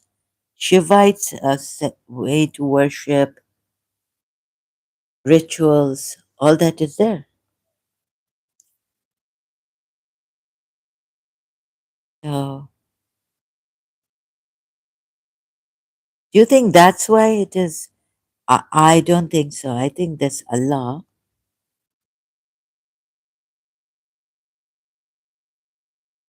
like not one book, not one God. Oh, in that way organized, not one book and a belief, not one book belief and not one God.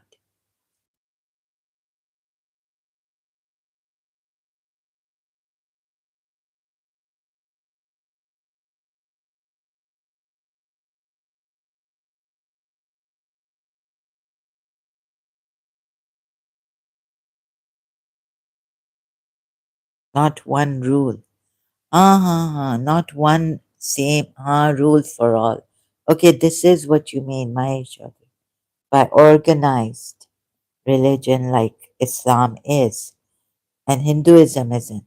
I got it. Okay, now I got it. Not one rule, not one dharm. Yeah, like that. Not organized religion. Hinduism is not an organized religion. So we decreed upon the children. No, wait a minute. Where is it? Surah 40 ayat 28. How can you keep this religion personal when Allah will cast terror into the hearts of those because they were disbelieving polytheists? And a believing man from the family of, no, Surah 40 ayat 26. That organization is good, but that gives extremism ideas.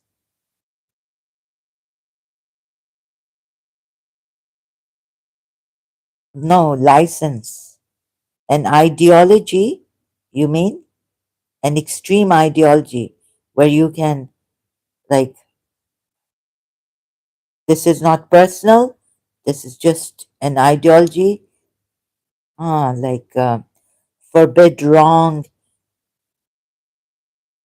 Everyone has, it gives every Muslim the duty to and the license to impose their religion on others, what is right, what is forbid, what is wrong, and allow what is right, like dislike others, like hatred for, yeah, like dislike others, and also take action against.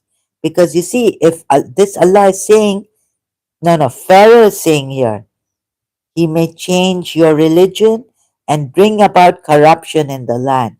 Meaning, if he's not from Pharaoh's religion and another religion, he would cause corruption in the land. Yes?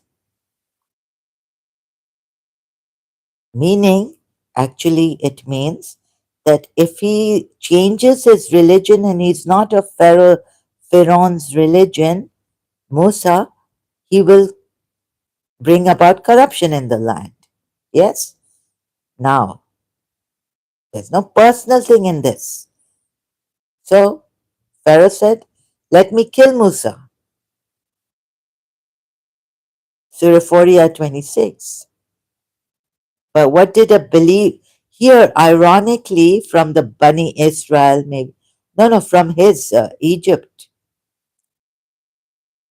ironically, and a believing man from the family of Pharaoh, Egyptian, who concealed his faith, said, do you kill a man because he says, my Lord is Allah? But now you see in Islam, it's the same thing then. Yes, but I think corruption means here is some sin. Yes, yes, it comes boils down to corruption, sin, um, all that. True, Mahesh Chaudhary. Corruption, sin, equals sin. Wrong, same thing. You know, not much of a difference. Facade, corruption. So here it means sin, not some physical, like, but just sinning against Allah. Oh, here it means against Pharaoh.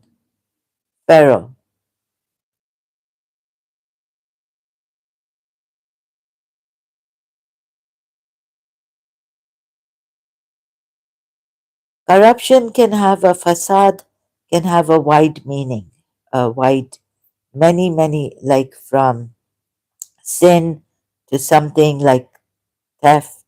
That's also sin, causing corruption. Terrorism, violence, vandalism, right? However, here it starts from the lowest meaning, like sin of, I guess, then it goes to the severe cases, violence.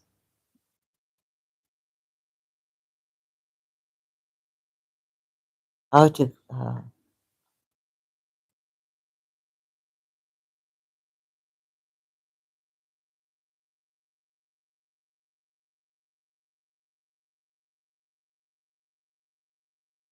let me think about this.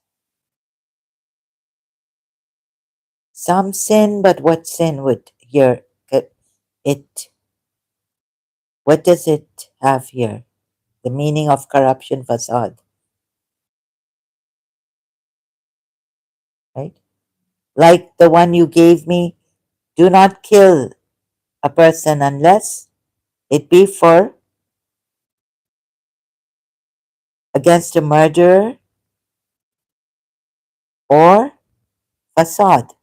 What do you think facade means here? Okay, but translator use soft word to whitewash the scary words. Now, sometimes they do that, but what else could they do, right? They couldn't leave this religion because they would be killed by their own people, unleavened. But no, no, facade in the Quran, through the Quran, not the translators. Not saying what the translators have put corruption. Fasad means corruption in Arabic. Mahesh Chaudhary.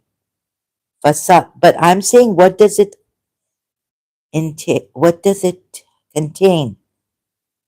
Right? What definitions from the least to the, because it has many meanings. How many meanings does this facade have? Huh?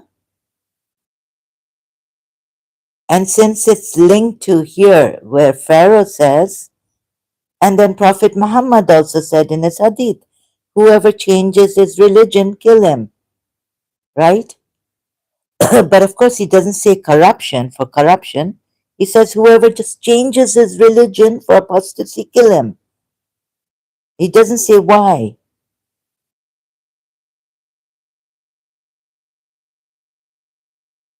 Okay, you got it.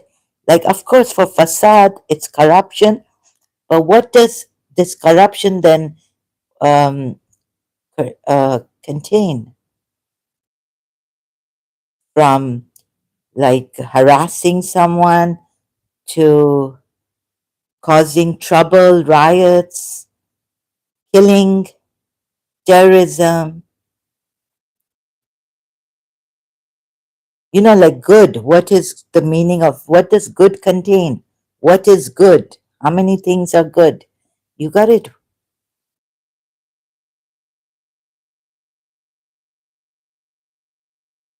Corruption. Well put for facade, but you have to like, what does it contain? What is corruption? Define further. Corruption. No, they've put the right word for it, for the Arabic word facade.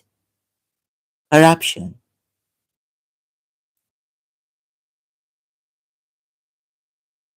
right?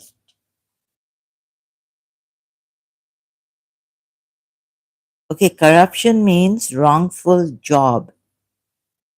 A job, wrongful, wrong. Uh, Wait a minute.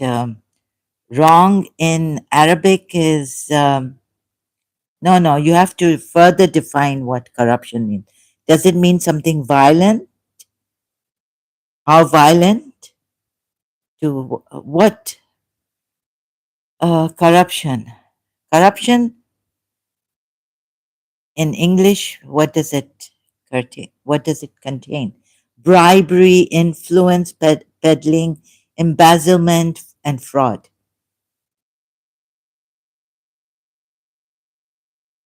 Now, such as lobbying, fraud, as well as practices that are legal in many countries, such as lobbying. So, what does Islam corruption contain? How many definitions? So, like corruption, what does it involve?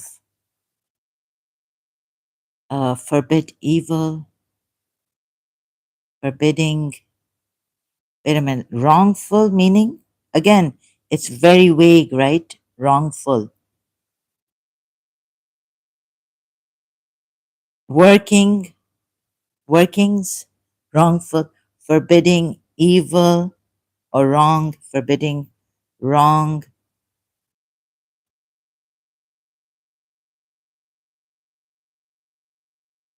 and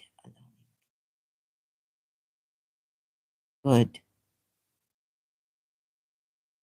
Quran.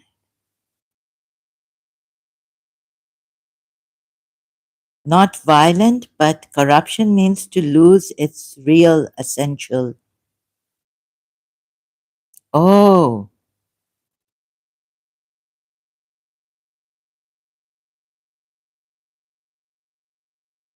I don't know. Okay. This one. Forbidding wrong and enjoining good. Sorry, enjoining good. You see, the Muslims have to enjoin good and evil things unlawful, the consequences. What is the ayat? Quran ayat. Where's the search? What's happened to this? Yes. What's happened to this?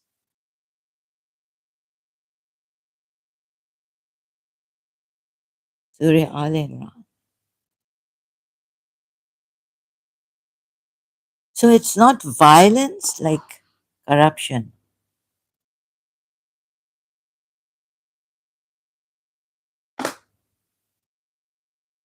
Fitna is violence? No, no, no. Fitna also isn't. So what is violence in Arabic? Quran. Once my friend said Quran is not corrupt. Ah, okay, that way also, right? So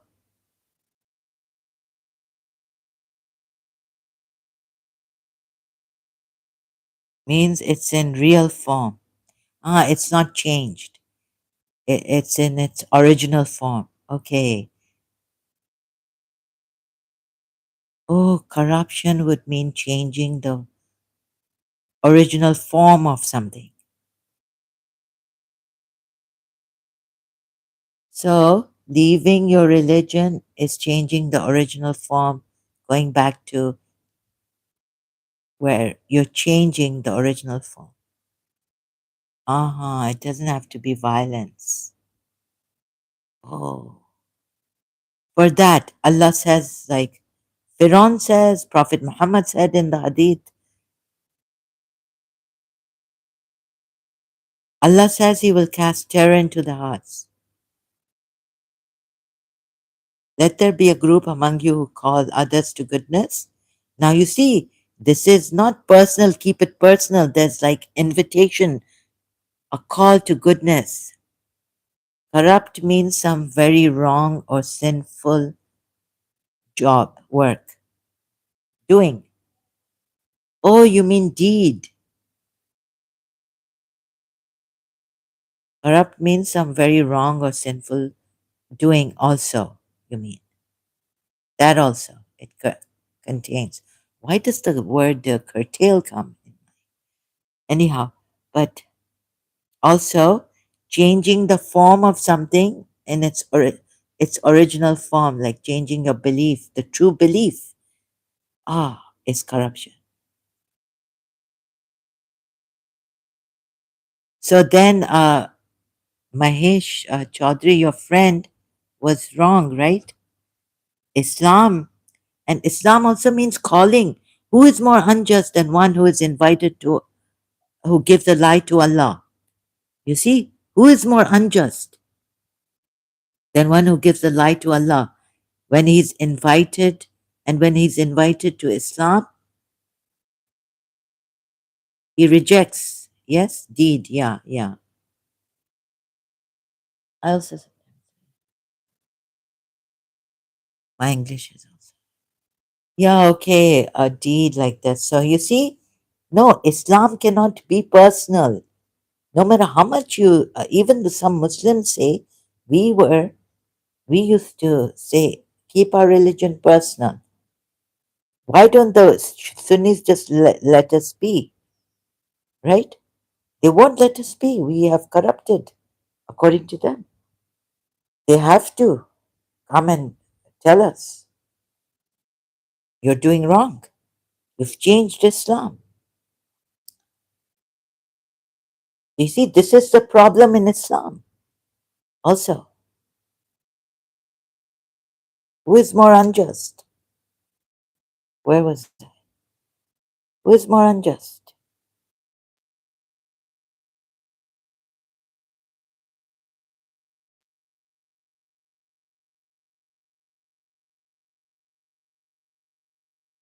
Where's that ayat? No, Islam cannot be personal.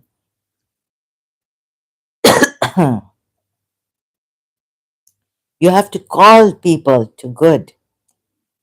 Call them to stop evil, stopping them from doing evil things, sinning, and all this, and enjoining goodness. Enjoining goodness.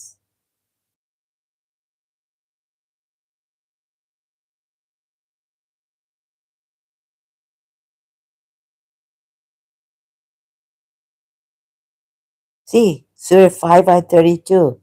Because of that, we decreed upon the children of Israel that whoever kills a soul, unless for a soul, or for corruption in the land.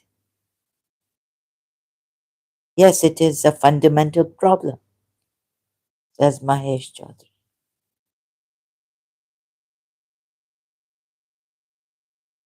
Your friend didn't give you this unless for a soul or for corruption in the land. Pharaoh said against Moses, let me kill him because he will change your religion and cause corruption in the land.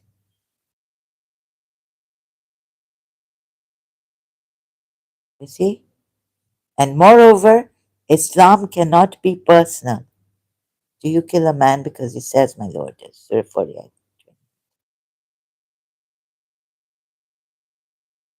Who is more unjust? Surah 61, ayat 7. This is a fundamental problem of Islam. Islam has compulsion but not personal choice. Yes, although there's a contradiction, right? In Surah Baqarah, the ayat is Allah says, let there be no compulsion in religion. On the other hand, He threatens to kill those who do not, even the Christians and the Jews in Surah 4, ayat 47, obliterating the faces. He threatens to obliterate faces, and yet He says in Surah Baqarah, you get it. There are contradictions in the Quran.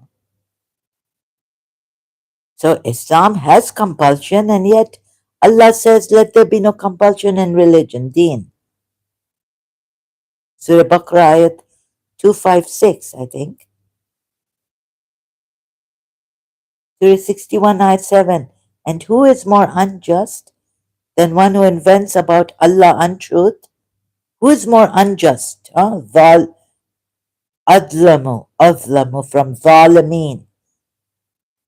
Qawm from a nation, evil folk, people. Also Allah says here, who is more unjust? Not the one who rapes, not the one who kills without a just cause. Who is more unjust? Not the thief, not the corrupter, or maybe the corrupter because if he leaves his religion, this Islam is his religion, thus he will cause corruption in the land.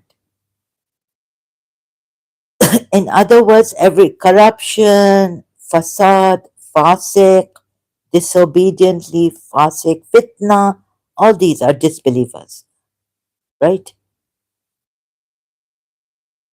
And those apostates. And who is more unjust than one who invents about Allah untruth while he is being called, invited to Islam? Where can Islam be personal? Yes, Quran has many contrary ayats. Yes, many, many. Excuse me. While he is being invited to Islam. And Allah does not guide the wrongdoing people. So there's Zalimeen also who do not come to Islam when they are being called to Islam. Blasphemy right there by non-Muslims being invited to Islam. Maududis or the tafsir, Sunni tafsir, Muslim tafsir. Then Surah 18 and 74, they met a boy. We feared that he would overburden them by transgression and disbelief. You see? So Khizr killed the boy.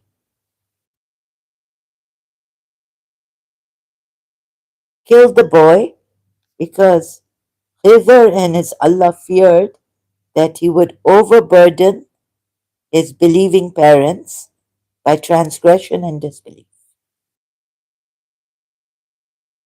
Yes, he invited me to Islam. That's what they're supposed to do, the true Muslims.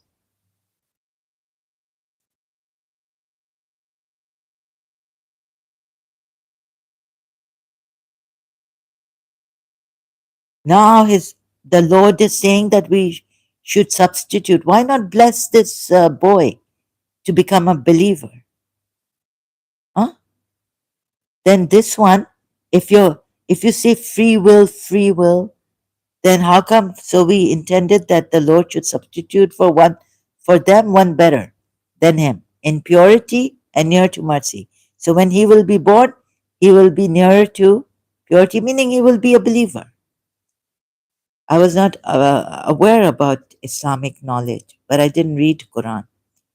Yeah, because your Muslim friend invited you. I got that. You weren't even aware about the Quran.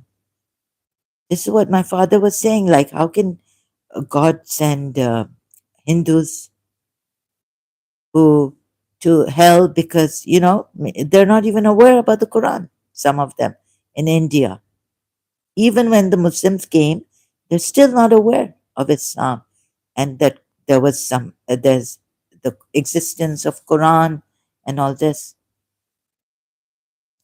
So the thing is on personal, keeping it personal.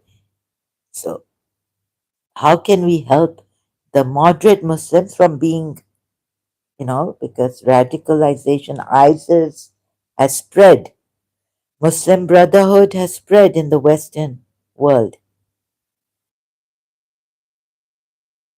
and it is a threat not only to the Western world and the European world, but the moderate Muslims. How can we help? Because this religion can't even we can't even tell them to keep it personal. They say they're lying and all this, and rightfully so. So, rightfully so. So, oh God, what's happened to me? Fight them until there is no more fitna and until religion is for Allah, right?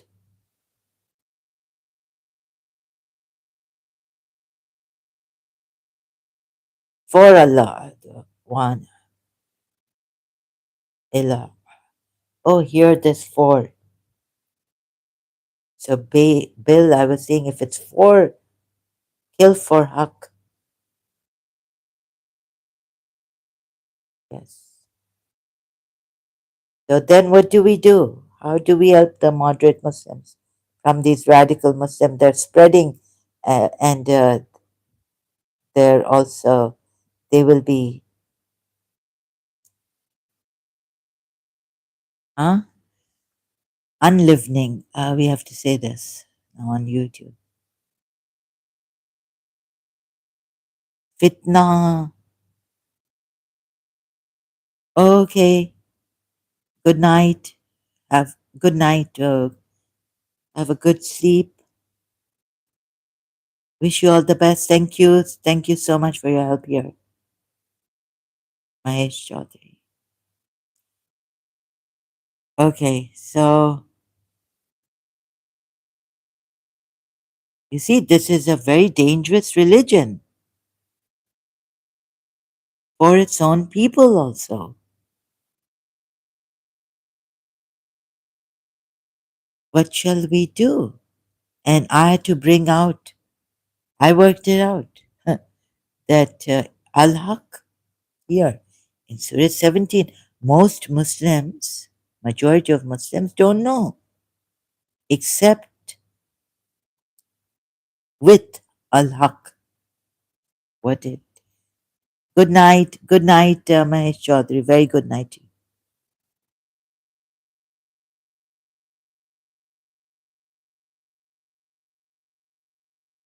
Huh? What can we do? Oh my God, I had to, moreover, show the truth here about this ayat, that it could mean my interpretation, and it goes with the radical Muslims, perhaps. You see, this is not just, okay, it could be by just cause, and the just cause could be al haq. But if you apply it like this, word by word, al haq, and even get the meaning of it through other ayats, like Surah Maida ayats I showed. Oh my God. Quran mean that you can kill the disbelievers and polytheists. Surah 17, ayah 33. Do you see this? And then Maudud is with the truth. Is Al-Haq also Islam? Of course it is. Says in Surah 5, ayat 83, of the truth.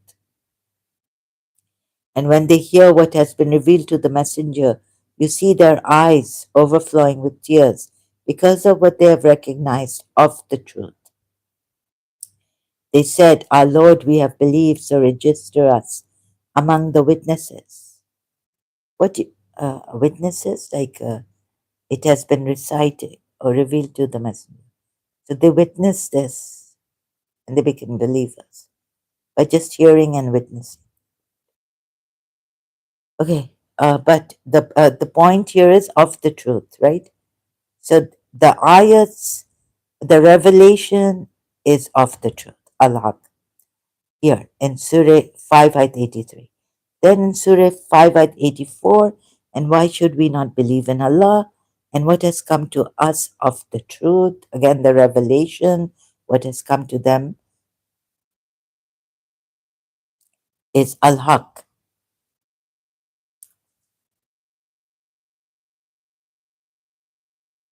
And Surah 8 ayat 7, it is just as when your Lord brought you out of your home in truth. Al-Haq. Ooh. So, and Allah is Al-Haq. And what else? Al-Haq. Right? So who can, like working out who can you in this ayat kill? Al-Haq with Al-Haq. For, or like meaning for Al-Haq. Or in the truth, right? However you may say it. So Surah Muhammad ayat. It. Oh my goodness.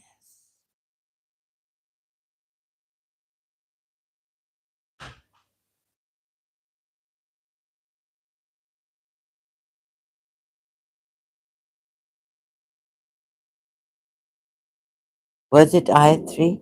This is because those who reject Allah follow vanities, while those who believe follow the truth from the Lord. The truth. Islam. Al-Haqq. From the Lord. Thus Allah, oh my goodness, it does present to people similitudes. It's, okay, this is, yadribu means presents here. Doesn't mean hits you with the truth. Because idribu would be striking. Thus Allah presents. How the words' meanings change. To the people, their similitudes. Okay, why am I stuck on this? Who believe follow the truth from their Lord. So, see, back to Surah.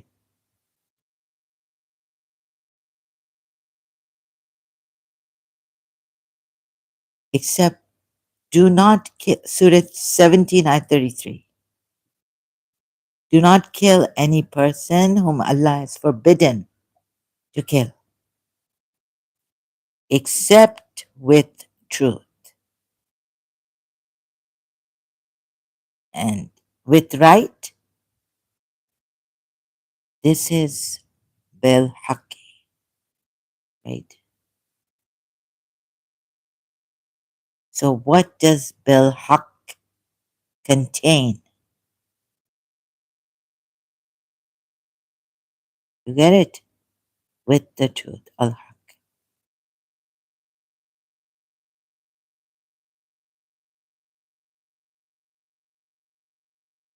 It could also contain the meaning that those who are on, not Muslims, haven't become Muslims, after you invited them, they refused. Benito. Benito. Is Allah also Islam? Yes. So those who do, when you invite them to Islam, they reject it. You can now kill them too, not just what Maududi says in war. My thing is even worse than Maududi. Like, I'm just giving it to the radical Muslims, like, oh, yes, you have, like, oh, but the Shias would say, why don't you take this ayat, right? But working it out like that, oh, but you see, Shias were, Aka Medipuya on this ayat, Surah 17 ayat, he doesn't even mention what this means except for a just cause, meaning al haq bil haqqi, bil haq, right? He doesn't even address this, but he says, okay, he says here he doesn't address it. Maybe he's referred it to the in the commentary of Surah Baqarah at 178 and 179.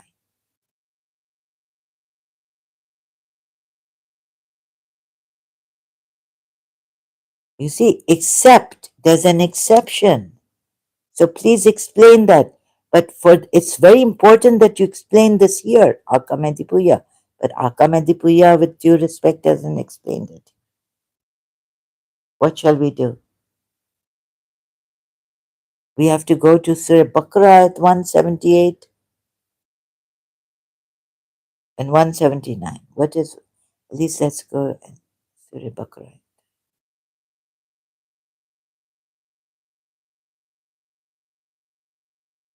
Oh,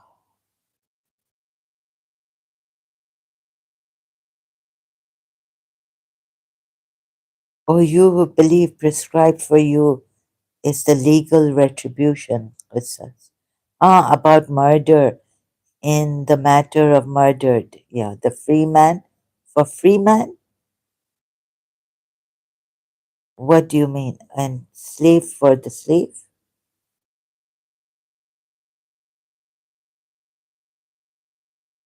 Like if a free man kills a free man, kill the free man. Okay, if a slave kills the slave, kill the slave.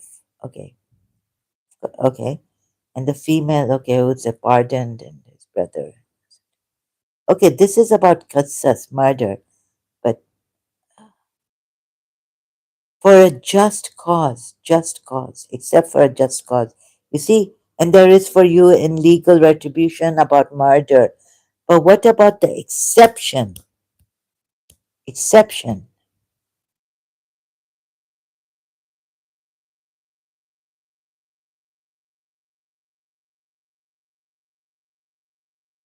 No, no, Aka Medipuya has not mentioned, like I have worked out, except for Al Haq Bil Haqi, Bil Haq. You get it? I is, I think, silent. Oh, goodness.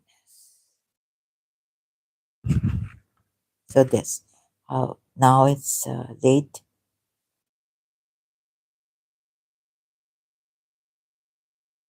Shia's,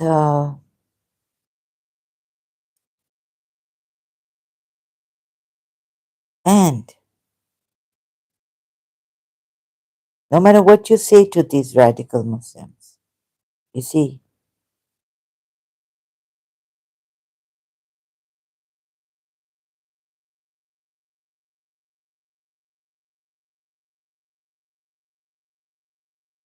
could you change Saad Aziz's mind? Keep it personal, Saad Aziz. Why? Don't be shocked. These, like, um, just a rally taken out of Valentine's Day. Happy Valentine's Day in advance to all, celebrating love. I'm an apostate, murtad. Your Allah has given you license.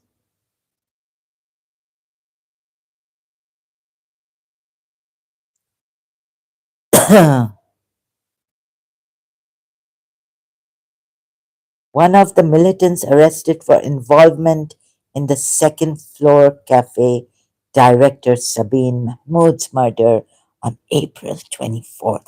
How does it? How do you feel? Do you feel this true Allah has Saad Aziz and radical killers spoiling blood for Allah? Now, are you happy? Are you in heaven? Saad Aziz, are you in heaven? Yes, yes, yes. This is your Allah, isn't it? He wants you to kill your moderate Muslims. She got corrupted, yeah?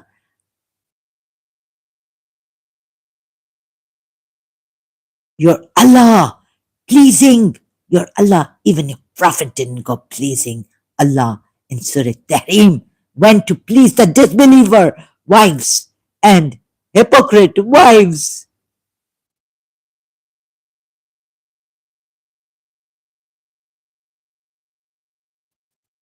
अभी तुम लोगों का अल्लाह खुश है, happy, हाँ? Saad Aziz. And is his wife in hijab? Well, दूसरा radical जाके इसकी wife को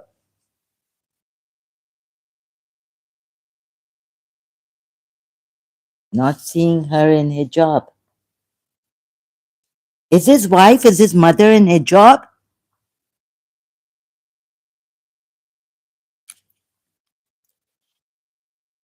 Maybe Saad Aziz, another radical Muslim, Pakistani. और शायद अब तुम्हारी बेवा, when you get,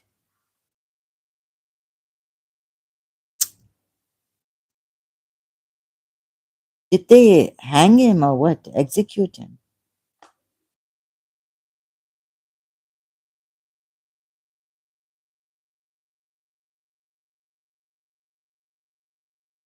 पता नहीं कौन सा रेडिकल, तुम्हारी बच्ची को भी क्या कर सकते हैं मुसलमान, उसका बाप तो नहीं है सगा, adopted sons married, हाँ, father not your baby girls. कैसे लोग हैं, कैसे लोग हैं, what kind of Muslims are you, huh? What kind of Muslims are you? And this Allah is just saying kill, kill, kill, kill this, kill that, and what is their skill for changing religion like Pharaoh? But even Pharaoh listened to the believing man's reason. So he's better than your Allah. Do not kill any person whom Allah has forbidden to kill except with right. Inko, let's stop them. We can't stop them. Well, then I have to keep a gun or something, right? They won't, they can't. You don't have the right. This Allah is false for me. This religion is false. I have proven it. I don't only die for truth, I live for truth and give lives for truth. Why not save lives? Give life to another. We, as Shias, we were taught, Hussein giving his all. So giving life to Islam and to others, humanity. This is what we were taught that Islam was, but it's false. I saw that. This was my religion too. A false religion. Today I just went through a Noha, old one. Maula Haq Imam, Ya Hassan, Ya Hussein. Haq. So you see, the Shias, what Imam has said, that when all avenues of peace are closed. No, no. If you take this Quran ayat, this ayat, this part of the ayat al haq, that except for or with al haq, right? With the truth, meaning for the truth, like for Islam. So now kill the disbelievers.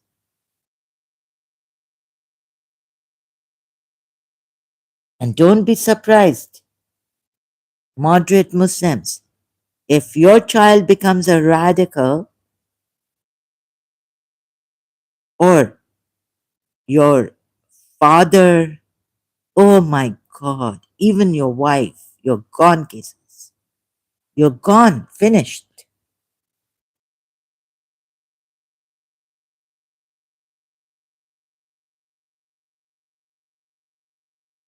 I, Saad Aziz confessed to the killing of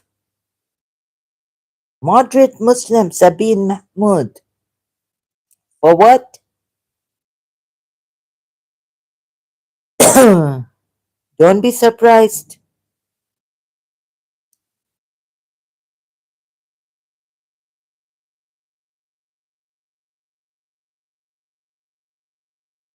And don't shift the blame on raw Indians training.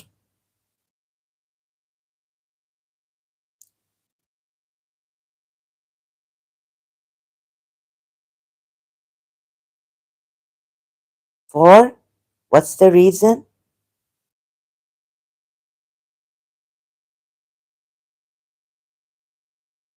Sabine Mahmood, director of T2F, for holding Valentine's Day rally.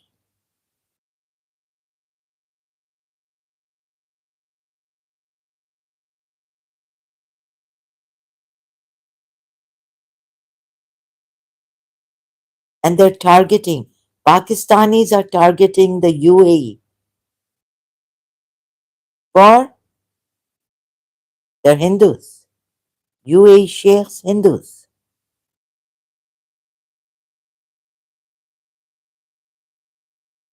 Pakistani Muslims. It's the husher. Pakistanis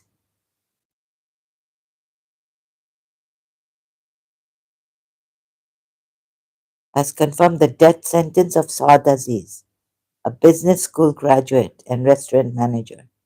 Can you believe this? Even now, I can't believe it. But this is, I can't believe it. Oh my God, but this is Islam, right? This is the other side of Islam. You get it? There's one great side.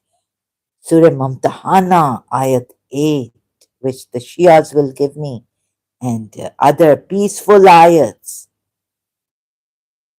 No compulsion in religion.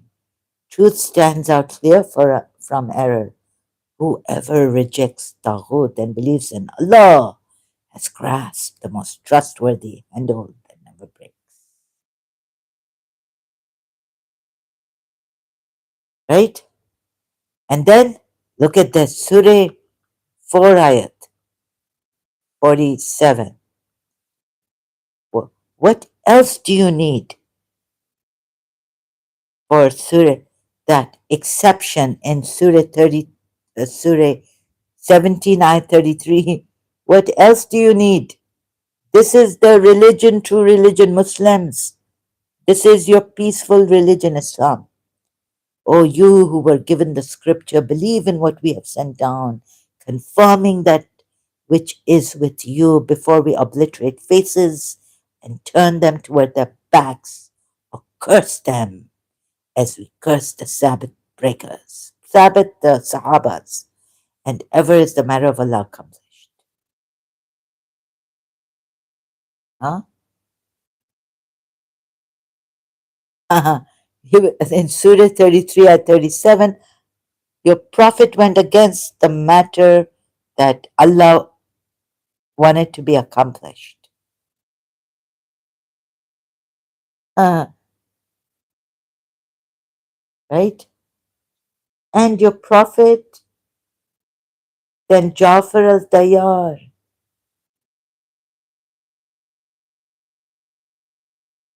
So before pointing fingers at Hindu, you can point fingers in a yes, there are, of course, I no denying that from the Hindu side, another there's conflict in human beings and all. But see this for what it is, what dangers it has, contains. This moderate Muslims where you are wrong, Shias where you are wrong.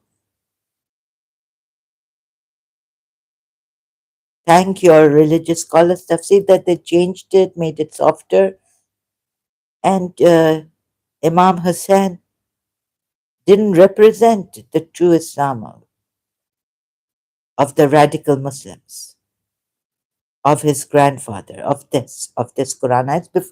So for now, see this for what it is, right?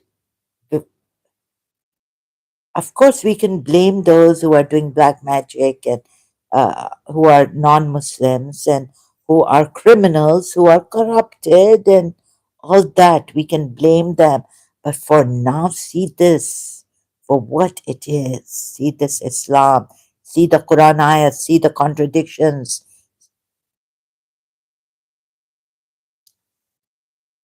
See that there is Allah is a terrorist, terrorizes the disbelievers, polytheist disbelievers.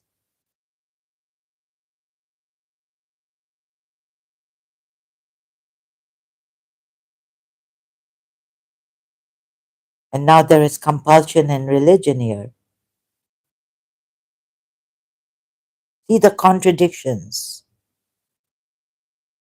So please, and moreover, how are we to, what Mahesh Chaudhary said here?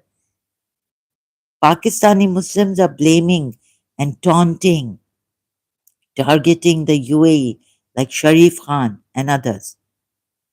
Oh, for what? Permitting a temple here for the Hindus. What shall we do? And the Pakistani Muslim, radical Muslim, can do this also. How are we to stop them? So the UAE Muslims are in danger. We can't afford that. You know what safety measures they've taken on the roads, traffic lights for the pedestrians. Come on, we cannot afford this. Please, we have to do something.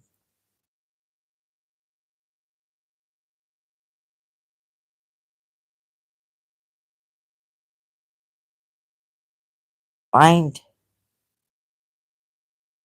completely. And we don't know the next day a Pakistani here waking up to radical Islam, takes a knife or whatever, goes for some Emirati. Why did the president do this? Come for me. Oh, forget me, I'm an apostate. Goes for a Muslim hypocrite. UAE says he's, radical Pakistani. Oh my God. There's no way out. Can you believe that Allah and you know how he gunned down Sabine Mahmood? And not only this, but oh God, how did they look at how they killed the Ismailis also, right?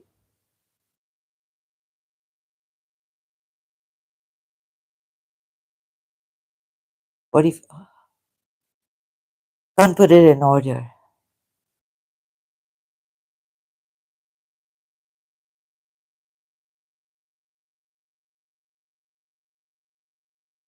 What? 46 now?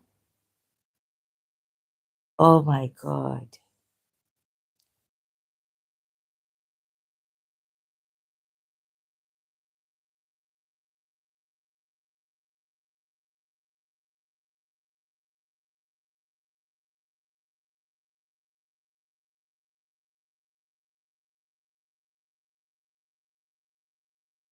Oh my goodness.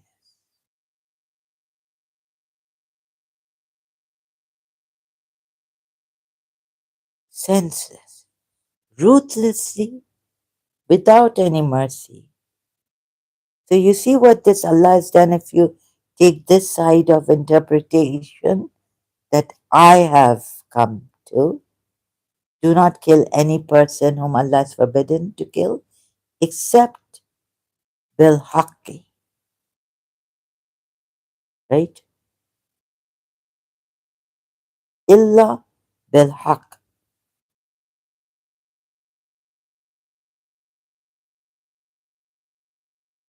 How great. And then take this one also. Oh, how. This is Allah. This is Islam. You see, this is Islam. Surah Muhammad ayat coming. Oh my goodness. Can you imagine? This is Allah. Can you imagine that this religion and what it brings about, really? Right? So, when you meet the disbelievers, radical Muslims are not going to take those soft tafsir exegetes and exegesis. They're going like me, I think, on this. But I wish they had gone more like me and left this religion, seeing the contradiction.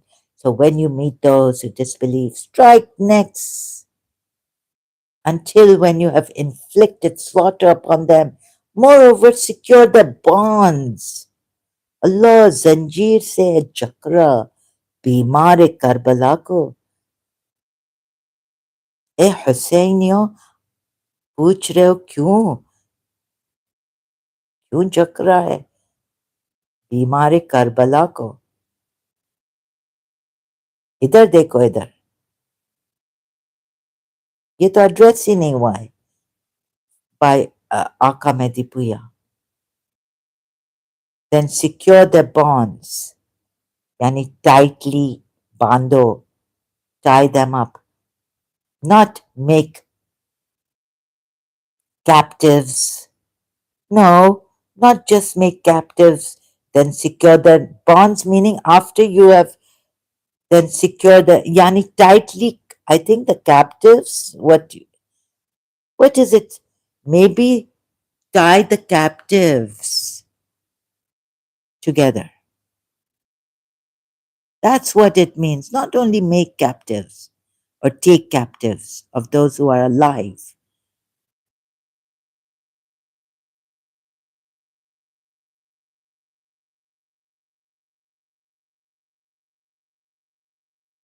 हुसैनियों का मैंने aggression इधर देख लिया Shia. You can be aggressive too. You see this religion. So you go into this religion deep and this is what you come out with. And if you love killing for the sake of Allah, just for the sake of Allah, killing disbelievers, hypocrites, you love killing, then this is the best religion for you. You love spreading corruption and facade, causing conflicts and all this. See how Allah diversifies science for you, right, Surah? And so makes you taste the you love this Allah, right? You love this Allah. Surah 6, I have to go now, I think. Should make so raise my voice. But my voice will be raised because I can't take it. See, he's the one able to send upon you affliction from above you or from beneath your feet. He's not just telling the us politics that he's going to do this. He's just saying he's able. What Allah is able to do, then why do you believe in those stupid gods and those idols and those who don't do this kind of a thing? They're harmless. Harmless. ऐशियो जब पीना पानी भूल ना जाना मुझे जिक्र गुर्बत या शहादत हो तो रो लेना मुझे तुम लोग शिया भी I've seen your aggression here. I've seen your hard-heartedness against your sisters. मजलिस से निकले और I've seen it.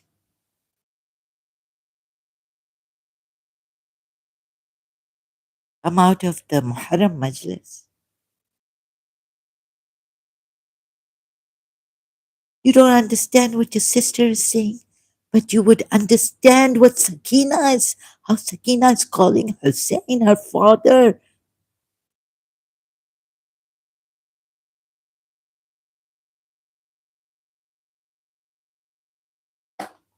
You would understand Zainab, baby Zainab, standing there before entering Yazid's darbar and Imam Zain al Abidin telling her, Auntie, are you tired? Says, No, I'm waiting for my father to come.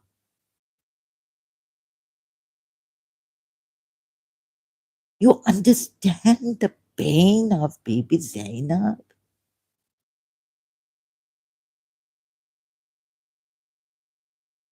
Only.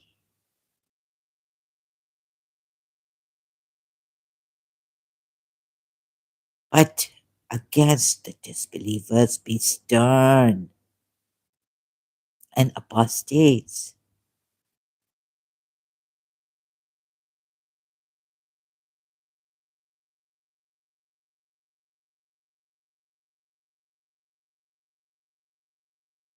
And taste the evil or violence of one another.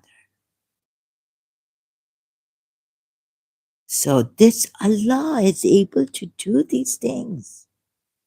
Those gods that you worship, they are not able to do this kind of nonsense, like violence, terrorism. Say it is Allah that delivered you. Oh, yes, He saves you from all distresses, and yet you worship false gods. You know, oh, you who worship false gods, Yusuf Ali has put false gods, associate partners, polytheists. See, Sahih is better. Sahih's translation on this ayat, the last part. Then you still associate others with him, right? Now, see, 65 ayat of Surah. See, Allah, I am able, matlab karo. I'm able to send upon you affliction. Why you associate Allah with Allah when not only can I deliver you from all distresses and everything, but I, Allah, am able to send upon you affliction, which your associate Allah, those you associate with Allah cannot do.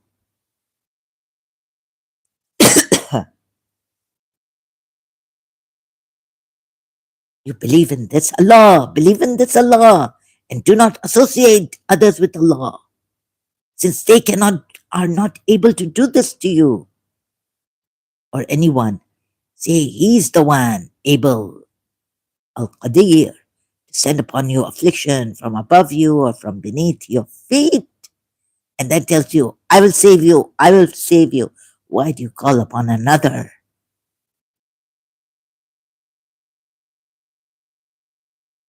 Yes, yes, it was Prophet Muhammad who sent Jafar al Tayyar to the Abyssinian Christian king to seek refuge from the persecution of the Makkan polytheists. It is in the Message also movie, 1976 movie.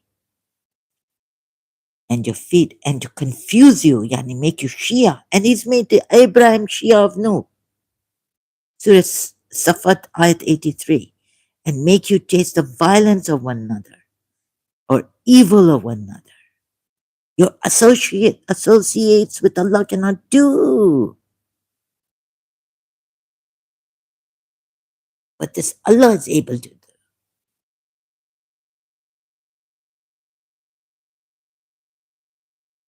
And you love them so much. Why you love them? Make them equal to Allah and call upon them. Better to call upon them, right?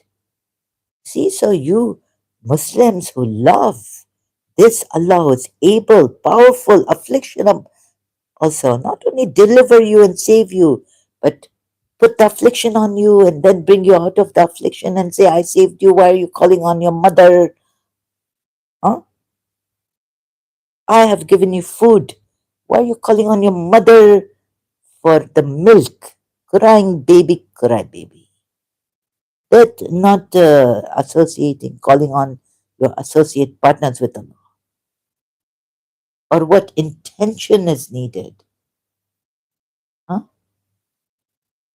That, oh, she's not Allah, but I'm calling on her, I'm not doing dua. I'm doing nida, nada. What Zakaria did also, calling on Allah, nada. Surah Maryam ayat. I'm not doing dua. Of course it is dua.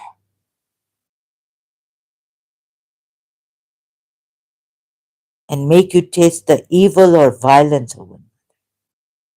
That's what your Allah does. And if you love this Allah, then go ahead. You would love to do violence anyways, because Allah is able to do that. You're right? So, and Allah will make us taste the violence of you, the evil that you have, that Allah is able to put in you and make you do evil against us and anyone you love for, oh, you love to unlive it. For Allah's sake, this Allah's sake, for love of this Allah.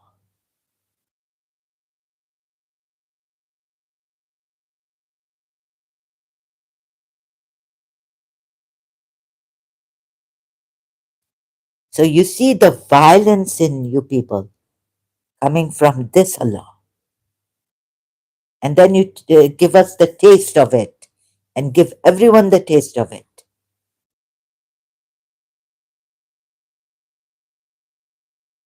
Pakistaniyon, Musalman, Mahesh Chaudhary so just told me Pakistani Musalman.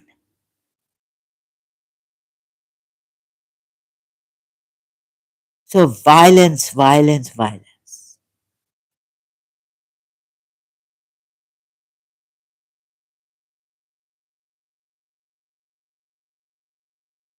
You love it because your Allah make you taste. Love it. Enjoy it. No, no.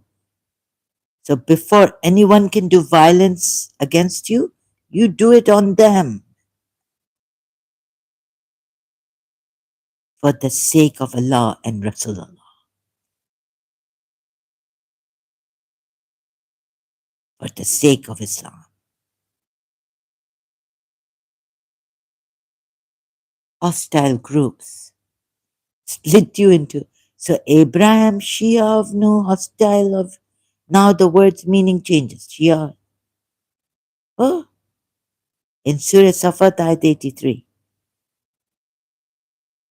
And blaming the Jews and Christians for changing the word's meanings, distorting the word from their places. Oh, ho, ho, ho. What is For this.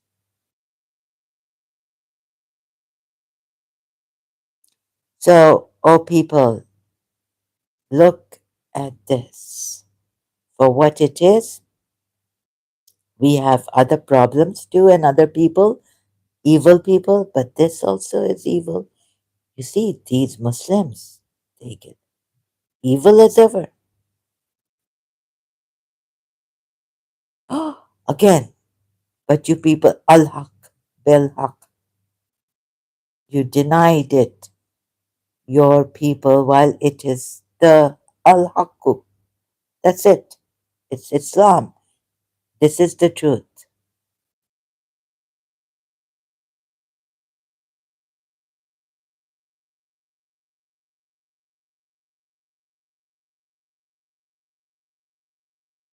You are going to know how many lives you will take for Allah, huh? For the Haqq. How many lives, Muslims? Enjoy it. Enjoy taking lives, right? How much you enjoy? Are you in heaven? And when you seek those who engage in discourse concerning our verses, then turn away from them until they enter into another conversation. And if Satan should cause you to forget, then Shaitan, your belief is so feeble, your faith is so feeble that Allah is saying now if Shaitan causes you to forget again, you believers then do not remain after the reminder with the wrong doing people.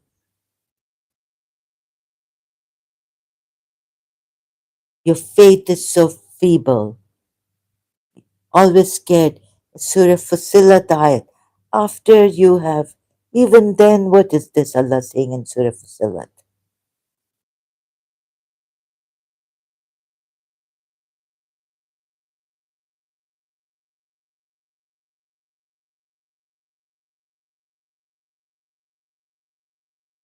After you have said Allah is your Lord and remain steadfast on it, angels descend, saying, grieve not, you will grieve. Or maybe in the future you must not grieve and not worry. You have everything you desire. You will get everything you want in heaven, waiting for heaven, future. Pakistani Muslim extremists. If that comes to you from Satan, now after that, if there again, like I'm looking at this, Tawbah kare, why should I? Oh, at that time, I was a Shia, but the thought did come in my mind, right? That apostate thought. You would say Shia, that's what you were never a Muslim believer. But if that comes to you from Satan and but what questioning you can't. But why Allah so much evil, Satan, evil suggestion, then seek refuge. Okay, so I thought, well, why would Allah keep coming? Why would Satan, Allah, see, the truth came out. Allah coming as Satan, evil suggestion, then see, once you have secured yourself that you're saying that your Lord is Allah,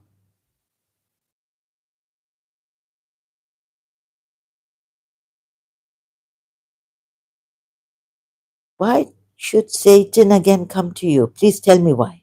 Angels have come. What's the mean? Indeed, those who have said, our Lord is Allah. Is the ayat before? I hope it's in sequence, right? Proper sequence or mishmash. But after this, now Allah should not say that if Satan's whispering come to you, indeed those who have said, our Lord is Allah, and then remained on a right course. Stay in right course or qaim, steadfast, stand firm. Indeed, those who say our Lord is Allah then stand firm. Istiqama, aqamu, istiqamu, right? Will descend on them the angels. Do not fear. and do not grieve, but receive the glad tidings of paradise. It doesn't mean that you have died, but for, okay, tomorrow, like when you, after death, you'll go to paradise. Okay, you've received, and which you were promised. Moreover, I thought Allah said that in this life you will get, like through the angels telling us, when you stand steadfast. We were your allies in worldly life. Angels are our allies. How can Satan come whispering near me? What's the use of then these angels coming? Are no, sorry, are my allies, guardians.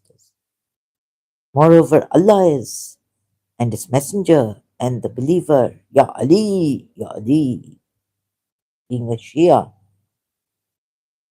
my Waliyakum, Wali life, and in the hereafter, and you will have therein whatever your souls desire, and you will have therein whatever you request. What kind of an Allah is this? Then that Satan, after this ayats, Satan has come, whispering.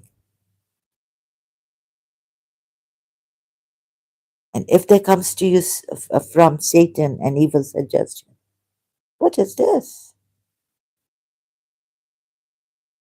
You are steadfast, saying, your Lord is Allah. Then angels are descending on you and are your friends. Then what else do you need? Why would Satan come? What other protection from Satan do you need? Satan should not come near you, whispering, whispering. And you see what kind of a pathetic religion is this? Get this right. Again, Surah 24. So you can have, I showed you, right? You can have prostitutes, girls, from what your right hands possess, if they wish. There's no compulsion. Moreover, what's the other ayat?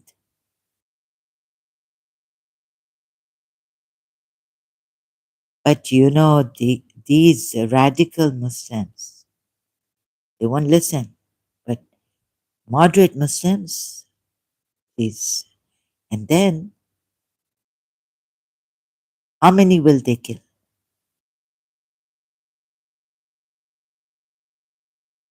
Moderate Muslim, maybe anyways you will go one day. Radical Muslims, ISIS and all Muslim Brotherhood growing in the West. What if you go for a, oh God, you know, sheikhs and all go for this America and vacation, summer. Oh, and there, God forbid.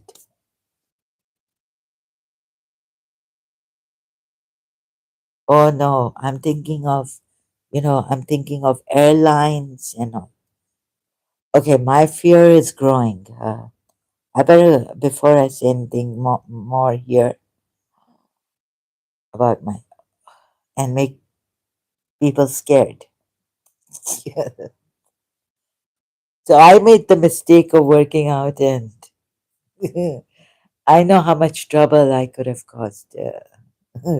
But just for you to, maybe not, maybe you should realize, moderate Muslims, because when I searched out like this, right, AI overview gave me, maybe you should realize that they'll be coming for you too, not only the Western people and the European people. See, why do straight up radical is Muslims kill moderate Muslims? So no, no. I just worked out the ayat that how the, oh, and how the radical Muslim could take the Quran ayats and want to so violently kill you, violently, not even like, soft killing, but violently, ruthlessly. Don't let me use another word for it. Radical Muslims may kill moderate Muslims due to ideological differences, accusations of apostasy, see, and the goal of establishing a specific form of state or caliph. That's it. So I'm just showing you how they would take the Quran ayahs, how they would take Surah 17, ayat 33.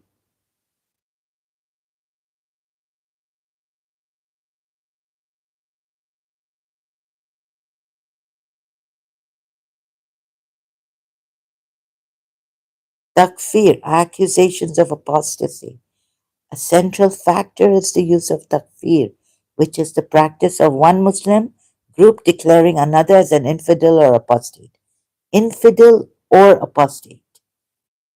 Radical ideologies often label moderate Muslims, reformists, or those who do not subscribe to their extreme worldview as apostates, thereby justifying violence against them. So I'm just warning, I'm just giving you making you aware. And I think the UAE are aware of this, much aware of this, right? That's why they've banned the Muslim Brotherhood and asked the British to do the same, asked UK. But when they didn't, they said, okay, we're going to um, restrict our students from studying in the UK because they could be radicalized. Very good step taken to protect the lives of the moderate Muslims also. Not only the Europeans and all. UK, UAE did suggest and ask them to ban the Muslim Brotherhood, but they haven't, unfortunately. So I'm just showing you the Quran ayahs that they would take, like I took it, and they will ruthlessly, I'm preparing you, ruthlessly there'll be no mercy, massacre with the, also mass, Surah 33 at 60 to 6, 61, right? 60 to 61, hypocrites, those in whose hearts is a disease. Good. Save yourselves. So what do we do? Ban. Ban ban radical Muslims and radical Islam. Europe, Western countries, nations, India, Bangladesh, everywhere.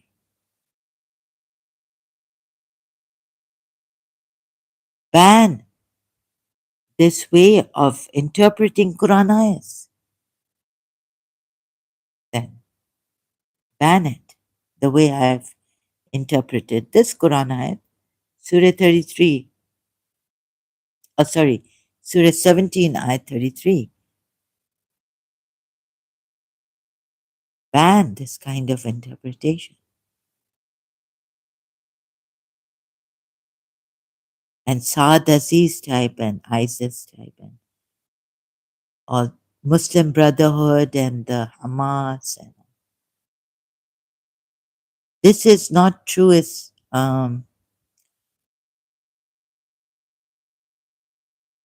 a minute, let me just see. Oh, so there are contradictions.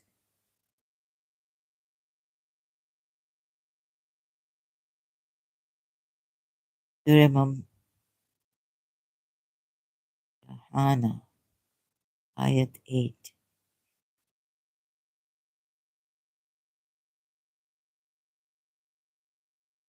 Be very strict now how Islam should be taught in schools also, and the Quran, how it should be taught and interpreted, and all this.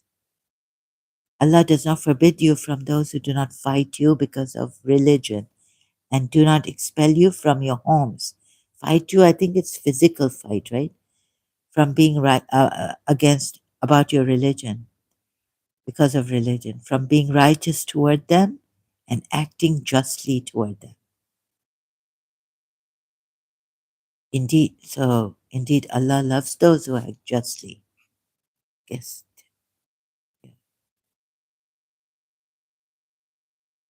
So Aka Medipuya, the Shia commentator, exegete, said about this ayat, if the non-Muslim, if the, you can't, like, Allah has forbidden you to fight or do anything against, like, but be kind and just with the non-violent non-Muslims, right?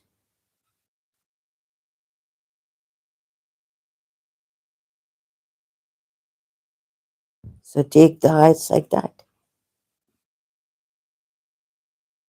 But who knows, one individual, you can ban it, but how can you ban it in homes privately, radicalized for either one? Privately, they can take these and, anyways, but we can, at least try to ban it in school and all. Radical Islam. Take strict measures against radical Islam. Thank you. Okay, I better go. Thank you so much. I should. Thank you for your time and attention here. Sorry for taking so much of your time. 3 hours, 12 minutes. This is too much again, and again. Okay, I'll leave you this.